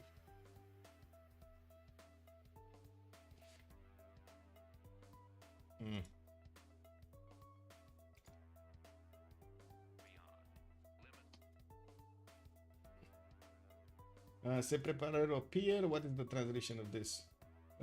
Prepare for the worst. Oh, you want to prepare for the worst. Yeah, I mean, it's kind of, yeah. Yeah, it's kind of close. Cree Admiral is held hostage. That's how it should be. I mean, I don't know what this guy was doing here, to be honest. Oh, he has another one. Wait, he has another one. Yeah, it's fine. He will rejoin. Oh, Muk. Yeah, Muk. He was desyncing, so he's trying to rejoin on a fresh turn with, I should say, a good turn, so he doesn't desync anymore. Too many cooks spoil the broth. Oh. Okay. Wait. I need to actually get through the meaning of this. Too many cooks spoil the broth. I never heard this, by the way. If too many people are involved in a task or activity, it will not be done well. Oh, this is a different meaning that I wanted to. It's basically I wanted to say like he's prepared for everything, so he got himself every bonus.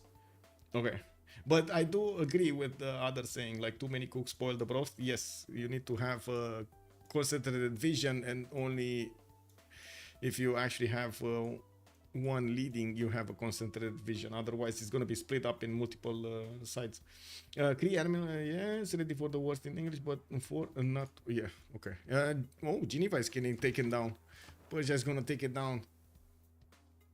Geneva was you died for science city. That's Catherine de Medici. Not that he was benefiting from that much, but anyway, he has. I just saw he has more than 1,000 military strength.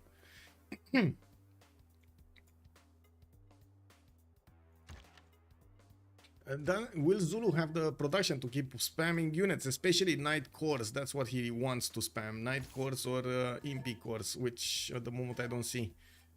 Oh well, it is what it is.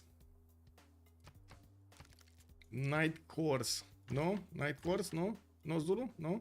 Okay, well, Alfasomets getting his printing out in 9, 37 science and 49 culture, not that big with 92 production. We do have you died for science with a bit more science actually than Zulu. Not to mention Montezuma did jump up to 79, but lost his culture from Penbrush and Voice. We did go into the next era, and we do have quite a few of them going for golden. All of the CivUkraine members did get golden, while I do see Mukmuk getting Dark Age. We do need to see if he's going to manage to use it against his opponent. We do have Men at Arms getting upgraded here with the possibility to go against Scotland towards the south, while Scotland is getting his printing out in 3 turns. He does have 44 science. That's pretty good. So I would imagine muskets here from Aztec are gonna be a bit late, but he does want to get more cities, and he is gonna want to get these escorted there, get this settler escorted there. France getting a lot of his swordsmen out from his cities, definitely preparing to defend himself against imps or units, scored units coming out from Shaka. Shaka did go for a second Exodus of the Evangelist Golden Age, while Palmmaker is in a free Inquiry Golden Age. He's trying to get those extra science points, and it does seem like one of his cities is going to go down, while the other boats are actually going down also, slowly but surely. He's getting some pre-builds here, quadrims. I mean, where are the quadrim pre-builds? Oh, he's getting privateers. I see what it is. They don't have time for military engineering to discover military engineering, and get enough points on them. So no, not enough niter. He's just switching to sea dogs, or I guess privateers. These boats of Japan are gonna make quick work of the Cree boats when they do get in there. Of course, the cord boat, the fleet one, is also gonna be the most damage dealing one. We do need to see how quickly Japan can actually apply this military power. It looks like he's gonna need at least one more turn to start flexing his muscles against Cree, and will have the opportunity to probably take another city, not to mention break his fleet in half.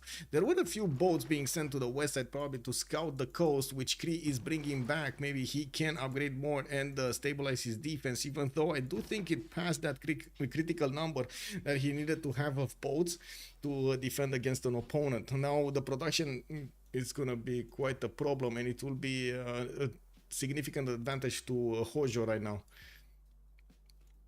Taking out 2 cities worth of production from Cree, that is a problem. And he doesn't even need to take out the full city center. He just needs to stop them from building units. That's it.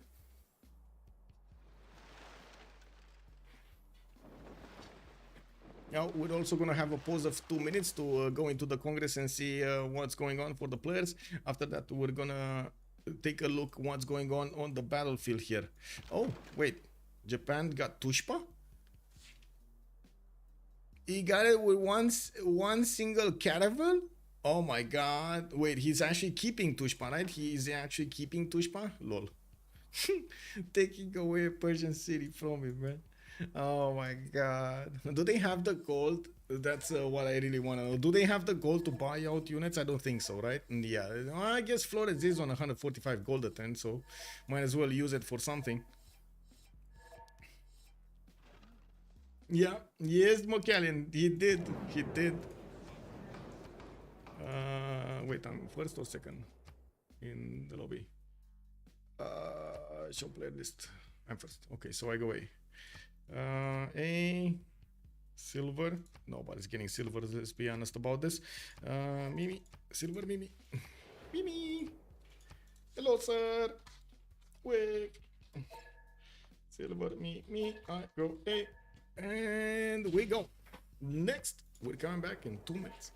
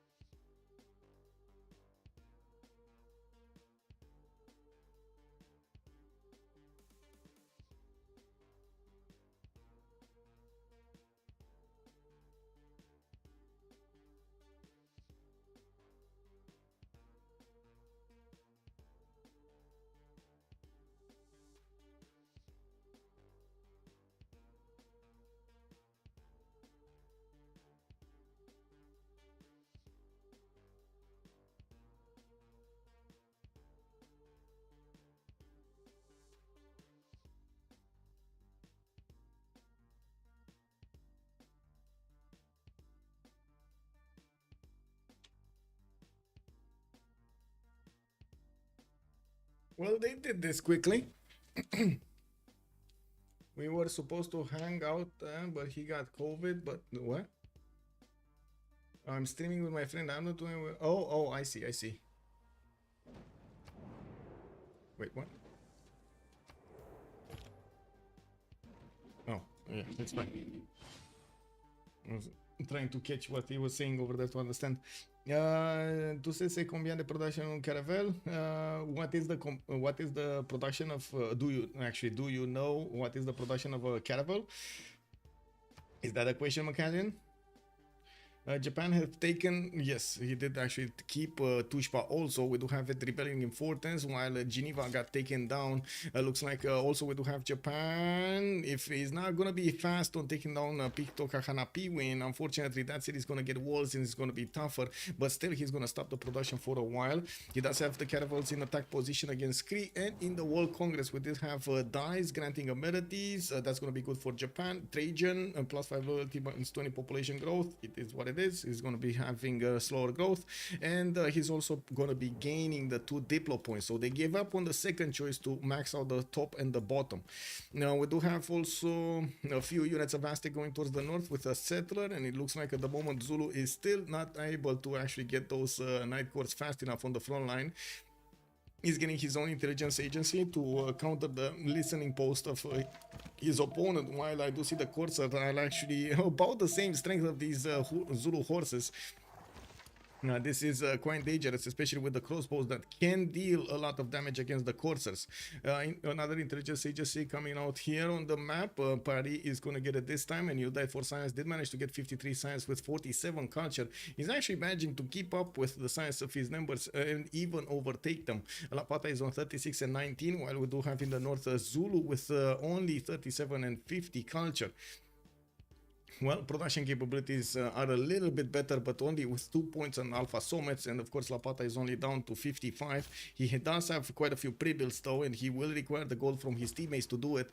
As you can see, CivUkraine have a significant problem when it comes to the gold per turn. Only in total like 80 points of gold are being generated, while on the other side we do have WSS with 14, 53, 3 and 143 gold points here. Looks like Flores is making a little bit less than double the amount of points total CivUkraine is making. Yuri goes, have a good evening, sir. Hello there, sir. How are you doing? Well, actually say, have a great Saturday evening. Cool boy, 3 years here and same 4 years in French in high school and have not prepared me for the French Civ discussion. Cool boy. Yes, sir. Okay. 240 on normal speed and so 120 on online speed. Slowly translating, guys. You know, one word at a time. It works. It works.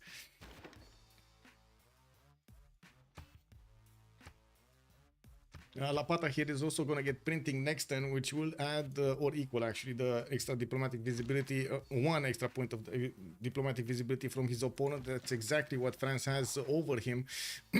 We do see also France going for machinery, so yeah, he's going to need to go for his own printing. If he doesn't have machinery, he doesn't have printing. Looking at Aztec, he finally actually finished all of those campuses, and I do see him on 97 science and 22 culture, going directly for military engineering and divine right.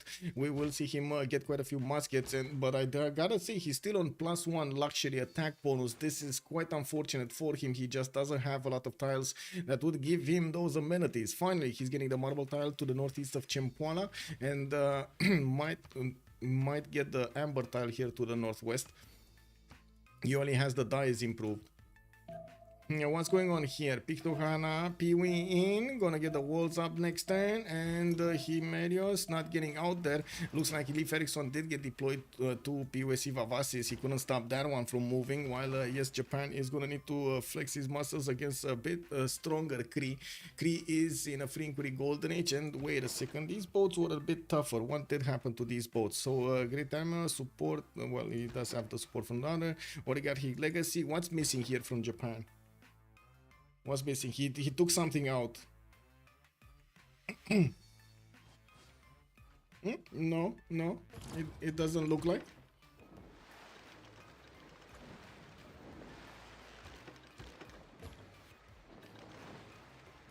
Okay, well, he still took down one of the boats, and this one should actually move forward and get a promotion, heal right in the face of his opponent, while on the north of Aktakakup, he's pushing with another wave and managing to get another one of these great armors with him, Rajendra Kola. There can be a counterattack there. One of the Japanese caravels might die, but we're gonna need to see if Cree is gonna give up on his defensive tiles there.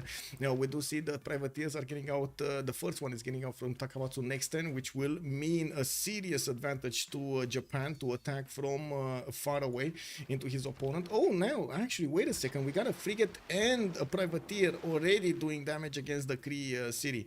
But one of his caravels needed to get back. He got hurt quite a bit by the caravel attack there.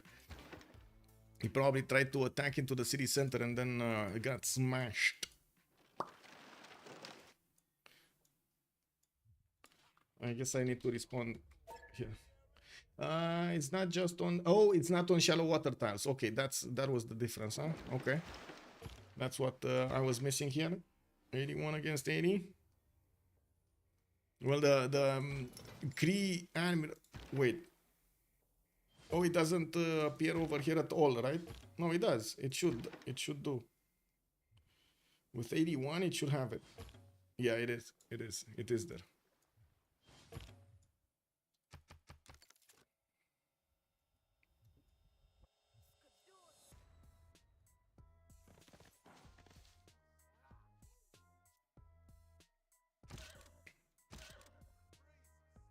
Okay. Intelligence agency in 2 turns here from Zulu, still trying to get that spy, while we do have France keeping up with his unit count. We do need to see if he's ever going to manage to get to his nationalism. He's 51 culture with 64 science, and I do see him getting his printing in 5 turns, going to be boosted there probably by Gdot getting it in 2. We do have Vladimir getting printing actually next turn, which is going to be quite important. He's going to get an extra +3 for at least 1 turn against Japan, and will probably withstand a lot better these attacks from the Japanese boats. There still will be one probably caravel taken out, this one. He should be able to triple tap it with 3 of these promoted caravels. Okay, well, those walls are not going to hold that long, especially with the frigates coming in. We do need to see how quickly also the western front is gonna fall. Cree did try to get one of his squadrons out, and as you can see, he got smashed immediately. He did manage to get one attack out, but that's it. And of course, the Japanese caravel did get a promotion. In the south, no movement. Okay, the city center is being prioritized, and yes, we do see the Japanese samurais are attacking and doing massive damage. While we do have new Japanese squadrons getting out, and new privateers. So there is a spy ready up in Kyoto, and we do need to see how quickly he can actually get into one of the Cree cities, probably the capital. That's going to be the last city he's going to take here. Cree unfortunately doesn't have the production to hard build these caravels anymore, even though he does have quite a few chops. It's going to take a long time to actually get these back, to get the caravels that he lost back. Well, at the moment he did stabilize a little bit more his defense, and I gotta say that is quite important. We do have Zulu realizing that his trader is in harm's way, and Aztec is gonna try to stop it from moving too forward towards the Scottish cities. While we do need to see if Aztec is gonna manage to take out the Zulu units. I would imagine he's gonna need to reposition his men-at-arms to do that. Night Corps coming out from Zulu cities, while of course the Spy of France did get deployed. There is still not a level 2, nor do I think he's actually getting Terracotta Army. That would have been very important over here for France to get the level 2 spies going. He did put down a few of these chateaus to get the extra bonus points from, and I do see he's getting attacked quite a bit by the Zulu crossbowman corps, which are taking down his units strength very quickly. This is a problem for him, but of course he's upgrading them and putting courses on the front line, making it a little bit harder for these crossbows to do critical damage against the French units. Okay, I do see Rome is gonna get his Mahabharata temple in 2 turns, and wow, Petra, guys, it's fine. It's fine. Is Petra gonna finish until the end of the game? What do you think? 11 turns. It might happen or it might not happen. We do have Spearmen coming around. I do see Rome is getting some universities here in Arretium and in Setia, and he is trying to build Kilva. Is this Kilva? This should be Kilva, right? This kind of looks like Kilva in Arretium. Okay, Pictocahana P-Win gonna die next turn. That's gonna be the first city taken away from Cree. While I do notice Japan did not move anymore with this fleet. We're going to need to see what he's gonna choose next turn. Of course, he's gonna get that printing, and he wanted to equal out the extra damage that his opponent. Okay, now this is a much better damage counter. Okay. Is what it is. Okay, Northern Fleet got taken down. We do have one caravel remaining over there against the 4 caravels of Japan. The one in the city center is very low HP, and he doesn't have a promotion. One city got taken down, and slowly Vladimir is dying. Does he have a city center? Well, I guess after Cardiff he doesn't have any more cities. He could have gone to the south of Bandar Brunei. Not really that ideal in the middle of the desert, but you know, that would have been nah, I guess France would have taken him down with 2 or 3 courses. Yeah, he couldn't have done that. It is what it is. Scotland is getting... Wait, how did this city die? Did Hattusa kill a city? No, that's Pigmey. That's Cyrus. A city has been killed here. How did it die?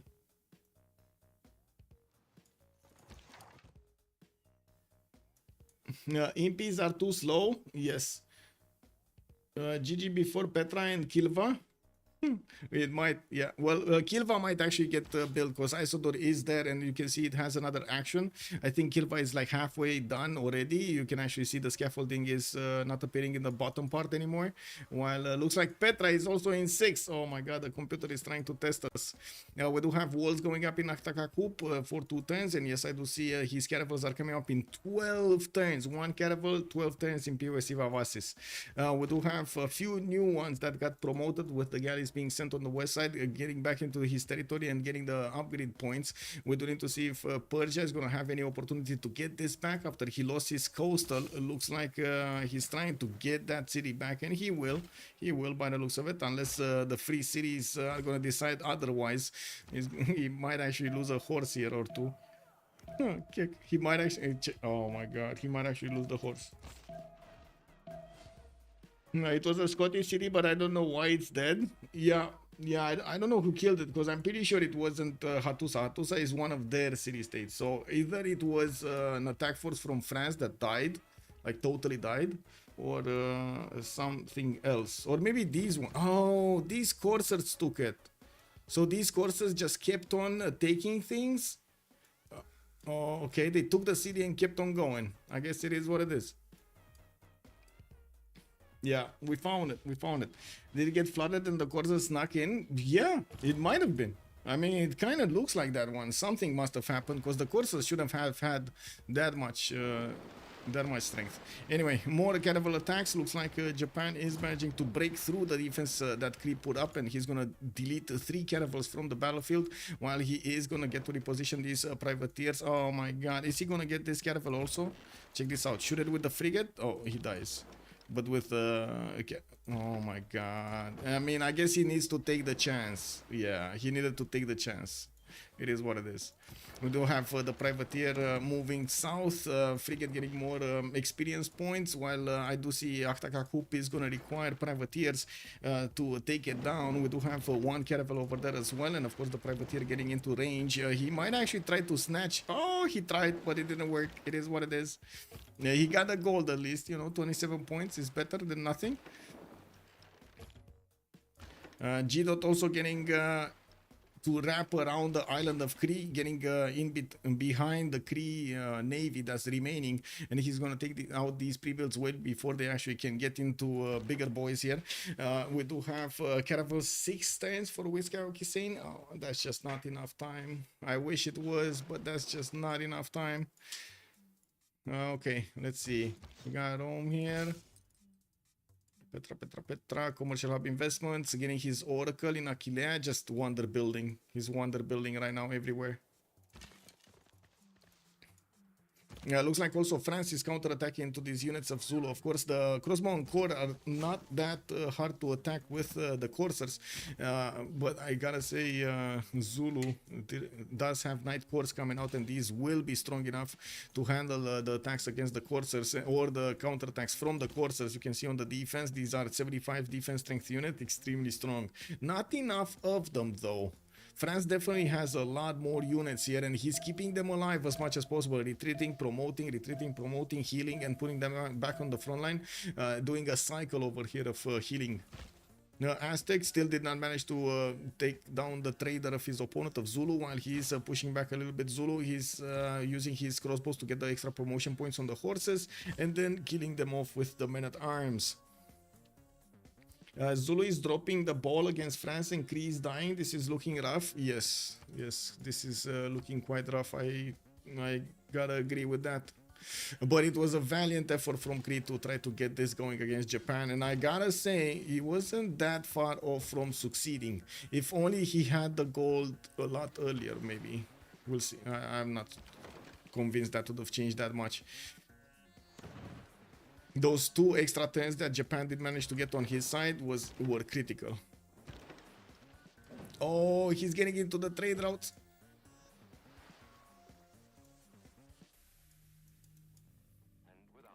Yeah, getting into the trade routes and into the pre-builds. Well, the last 2 remaining pre-builds. Vladimir is 5 turns away from getting his square rigging to actually turn these squadrons into usable units like frigates, and we do have more of these from Japan is being sent to the front line. They're gonna turn into frigates right there and then, while he doesn't have a direct way to attack CivUkraine. I'm pretty sure he can keep on getting samurais here and try to flex them against his opponent, not to mention stronger units.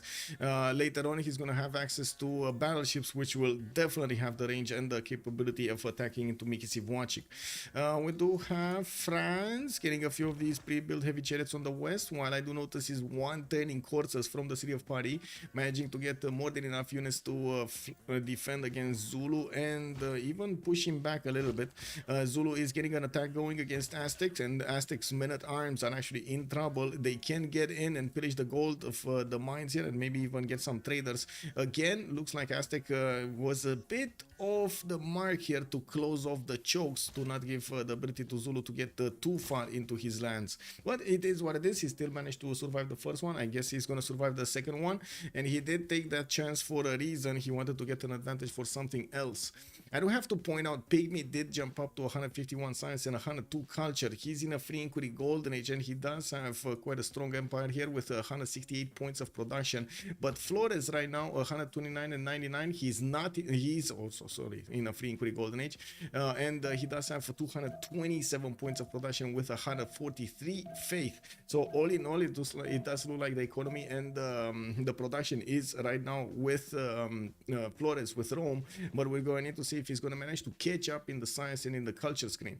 And of course, with the newly added how to say, Mahaburi temple here, he still didn't get his beliefs. So we do have Petra that's going to give him some gold, not stats though.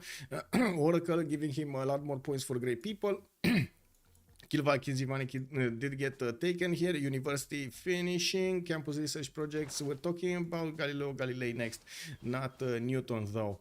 We did have also Cree, Montezuma managing to get Ifadlan for the extra trader capacity. Persia, that's Cyrus managing to get Marco Polo. And I do notice Aztec did manage to get Zankian. So I guess one of each. Nobody did get an amazing advantage, but you know, that's still something. We do have the frigate being redeployed to attack these last remaining cities. And of course, it looks like Japan might actually get a few pillages here with his privateer, just taking or eating these campuses. There we go. 53 science, why not?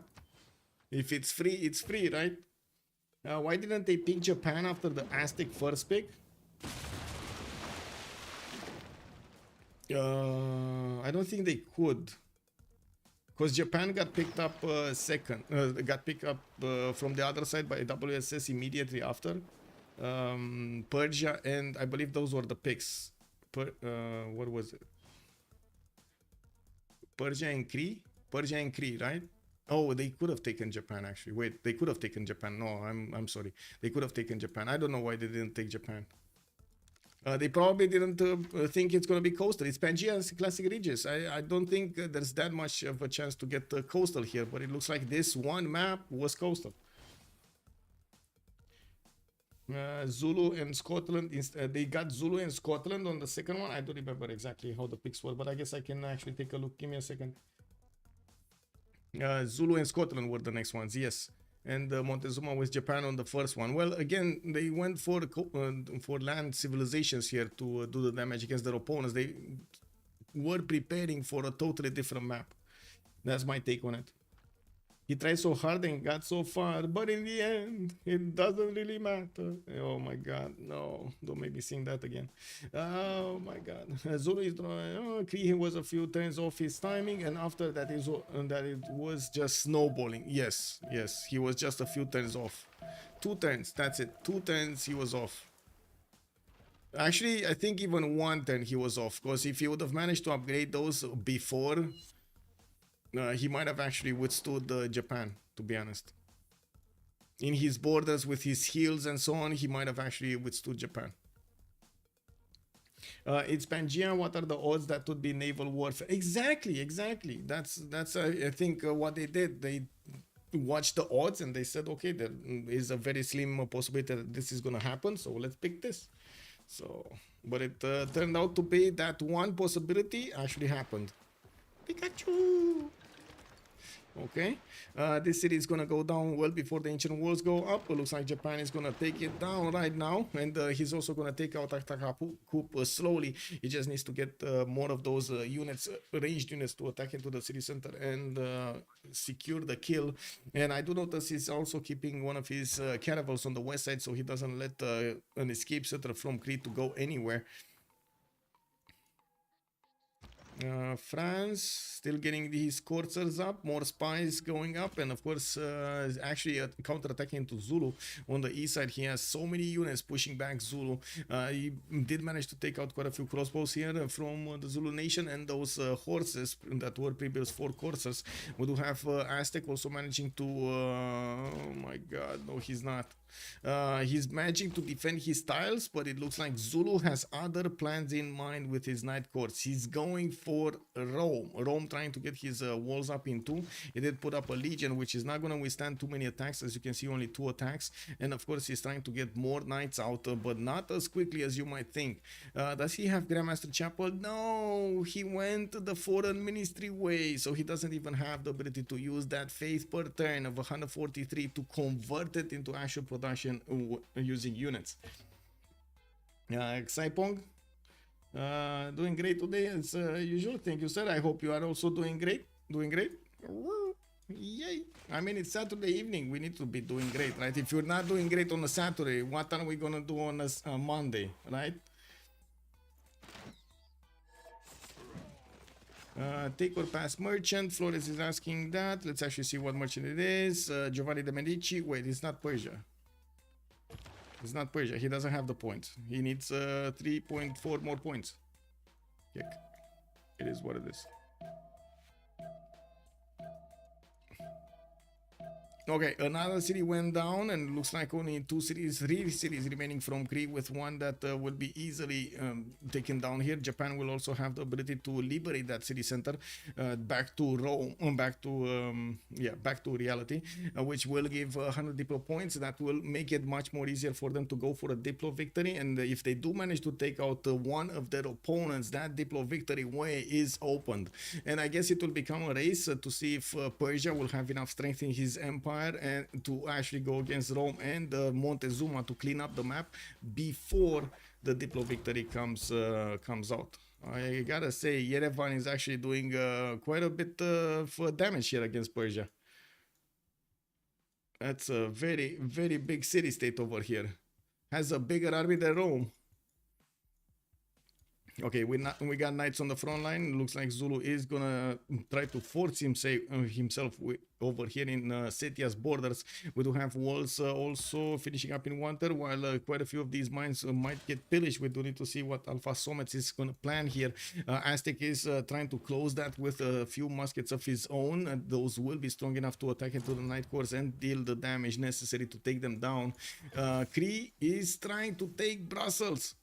He's trying to take Brussels in a desperate attempt. But wait, where are... Okay, Zulu needs to get a unit there. He can't get it through here.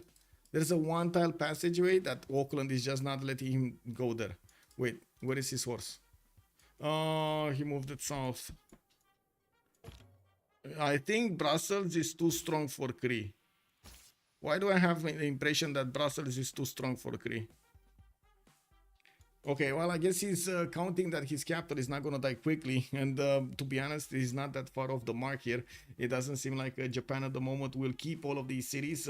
Most of them are rebelling, and he still has Card Defend, Aktakakup to take down another 2 cities, while Miki Sivwachik is going to be the last bastion. He's going to need to get units, land units, to attack into his opponent, take him down. Of course, ideally, it would need to happen in the next 10 turns, and ideally, it would need to happen before Cree gets a safety settler somewhere.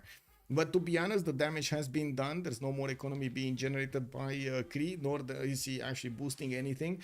While he's slowly gonna die there, we won't see him help his teammates in any kind of way, shape, or form.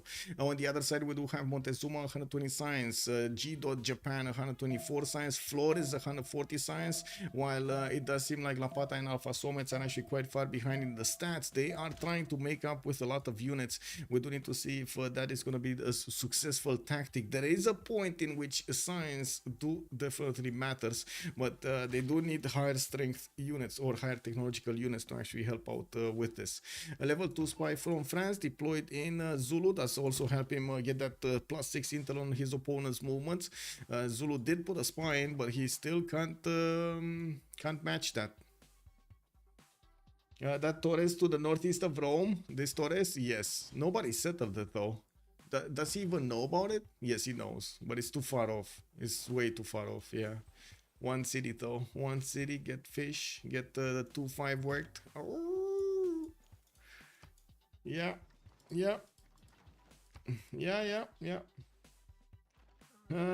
They see me howling. D Beasley, good evening, sir. What happened to Cree? I think he dipped his toes in the wrong sauce. It is what it is. They remapped the first one for Persia, and Cree got the short stick, in a nutshell, basically.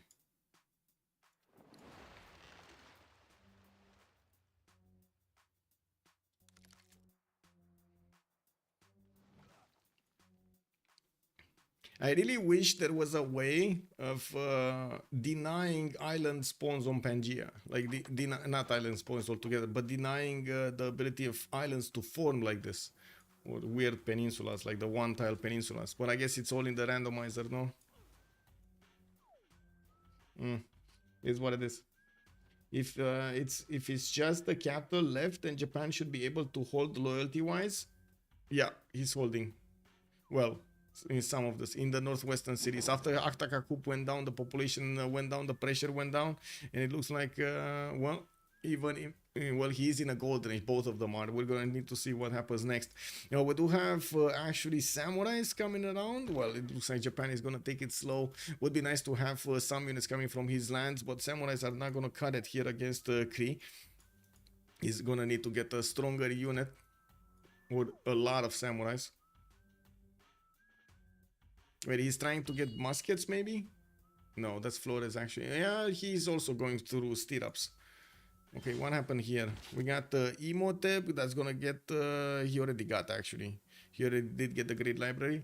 He already has a Mausoleum, so he got 2 charges on Emotep. What I do notice, Rome will need to invest some more in the heavy chariots. Wow, that Scout's Shadow actually took some time to get there. That's amazing. Did you guys see the Shadow? Wow. Do they CC to Petra? I think so. I see they CC to Petra. Puteolia, he finished it. We actually have Petra on the map. How long has it been, guys? How long has it been since we've seen a Petra in the game? Okay, Zulu definitely doing quite a bit of damage.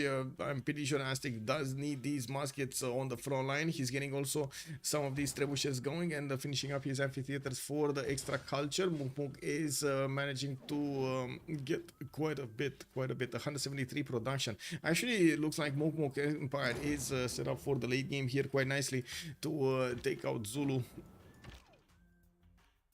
and or Scotland. They're just not keeping up. They're not keeping up. They're keeping up with France, but they're not keeping up with Montezuma. And probably that was the plan all along. We do have actually a few units. Oh, wait a sec. You died for science, getting into the borders. Oh, he caught Alfasomets with his pants down. He could have settled Torres instead of that Petra city. Yes, Alex 2005. But he couldn't have built the Petra there, man. I mean, I don't know.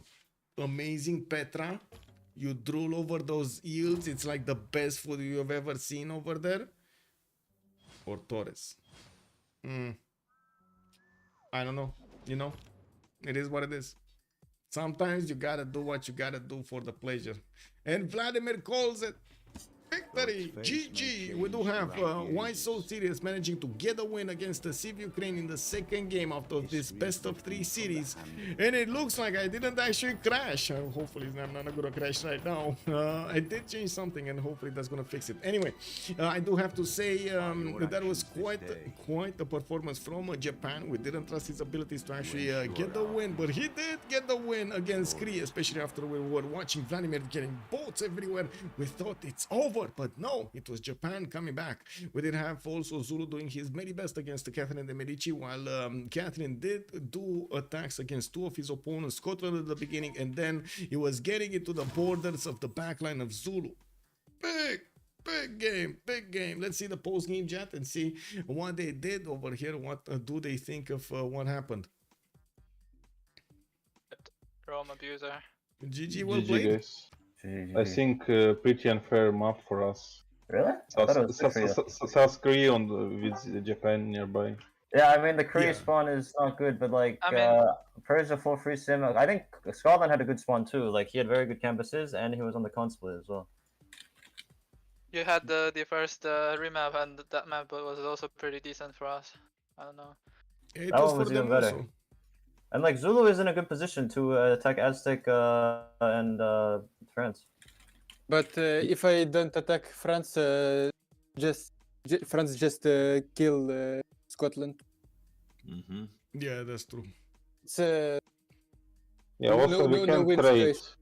Also we can't trade because we have not enough space for this. Or we only can trade Persia with Scotland, and that's all. And you can have naval trade roads.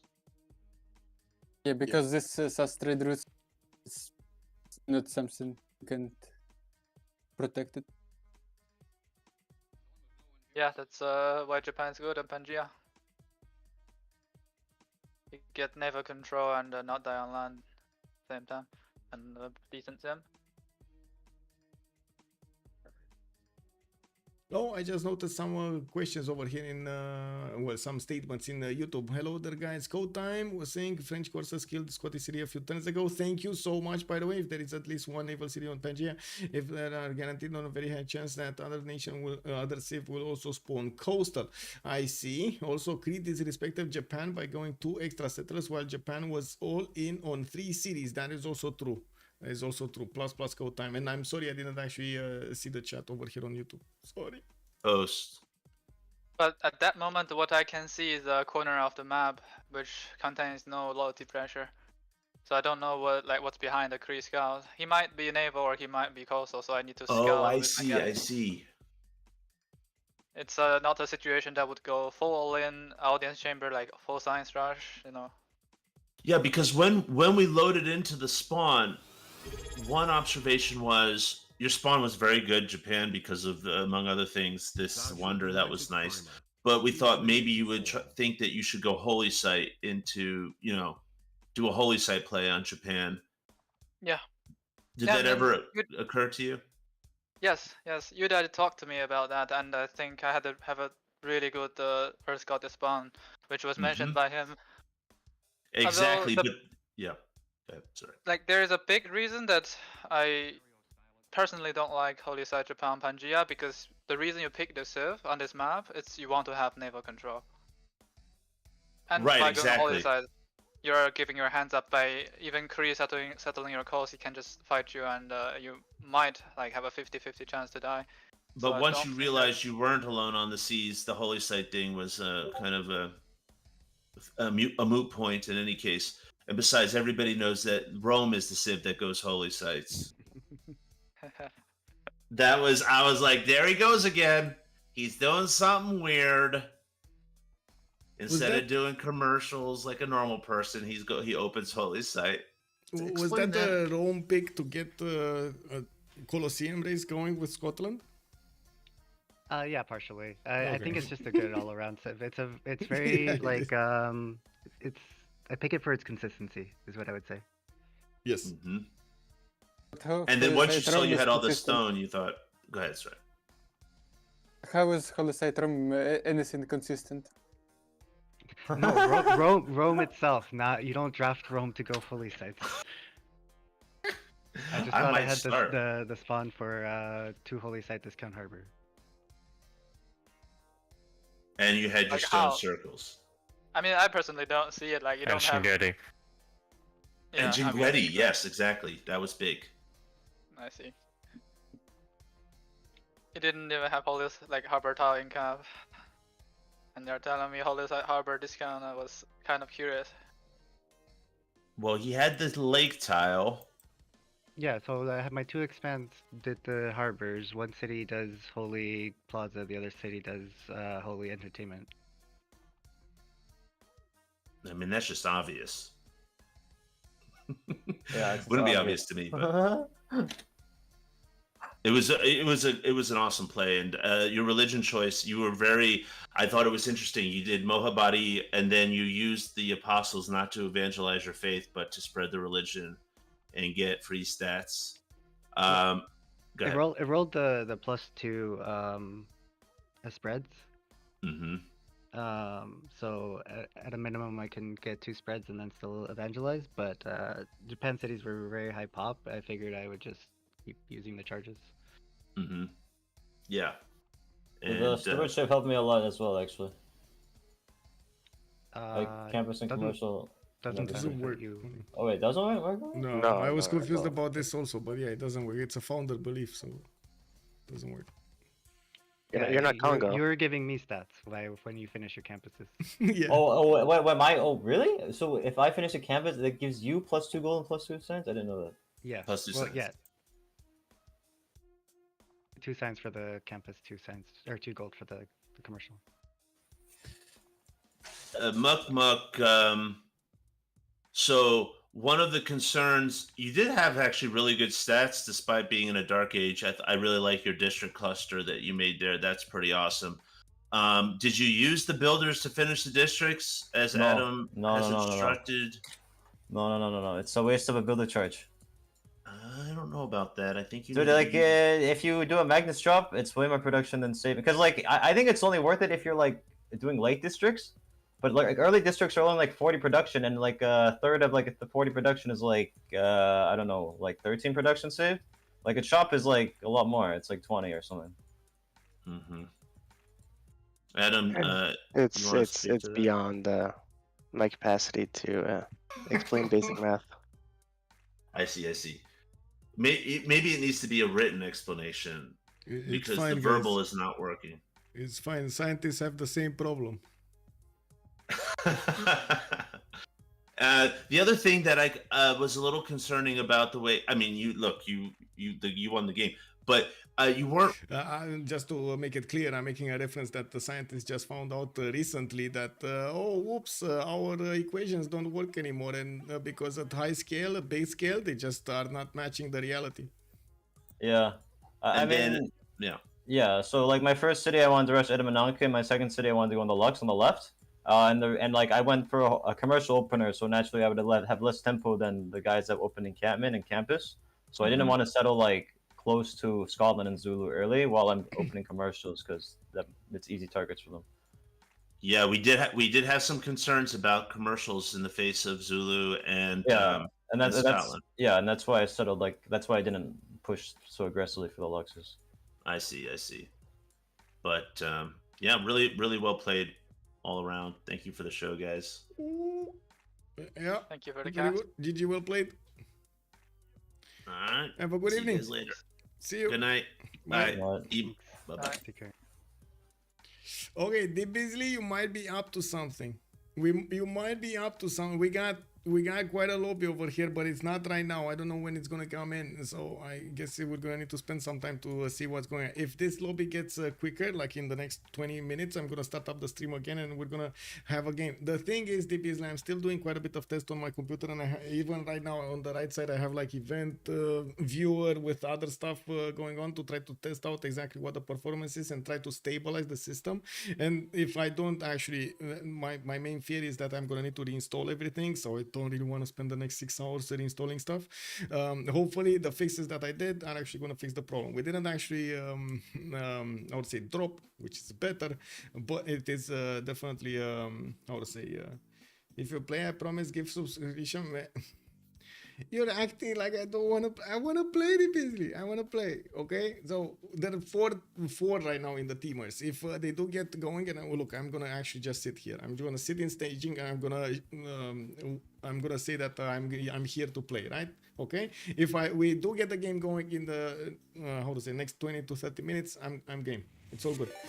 Thank you so much also with opinions. Much appreciated, sir, for the raid. We did have him also commenting on this stream. By the way, if you guys didn't see him, if you guys didn't see his stream, please take a look over there and give him. I do want to give him a shout out really quickly. Opinions. Thank you so much for everything, everybody. Much appreciated for the follows. Much appreciated for the likes, for the comments, for the support you've shown the stream with the subscriptions and of course the gifts and everything. Much appreciated. Thank you so much. It does help me out a lot. If you didn't like it right now, please like the YouTube video. And of course, we're going to see each other in the next one tomorrow. Since we're not going to have a third game from WSS versus CivUkraine, we're going to need to take a look on other games, or we might actually get to play ourselves if my Windows actually starts working and not P word on itself. It is what it is. When is the stream tomorrow? I don't know yet. No, I don't know yet. Anyway, with much pleasure, Judy with opinions. Let's see each other in a bit later. It looks like actually both Jessica and Task for Fish left somewhere. Wait, did they go somewhere? Oh, they actually got in 2, 4, 6, 8, 10. Oh, they already got a 5v5 going. Wait, really? Oh, they basically... Anyway, I'm gonna keep on watching and see if this is gonna work out or not. If not, it is what it is. Have a good evening. Oh wait, maybe CivUkraine.com, maybe CivUkraine. Here also Timur Debutant. I'm gonna play anything, even with novice. It's fine. Timur 2, 4, 5 here also. No, not 7. Anyway, have a good evening, everybody, and let's see each other in the next one. Bye.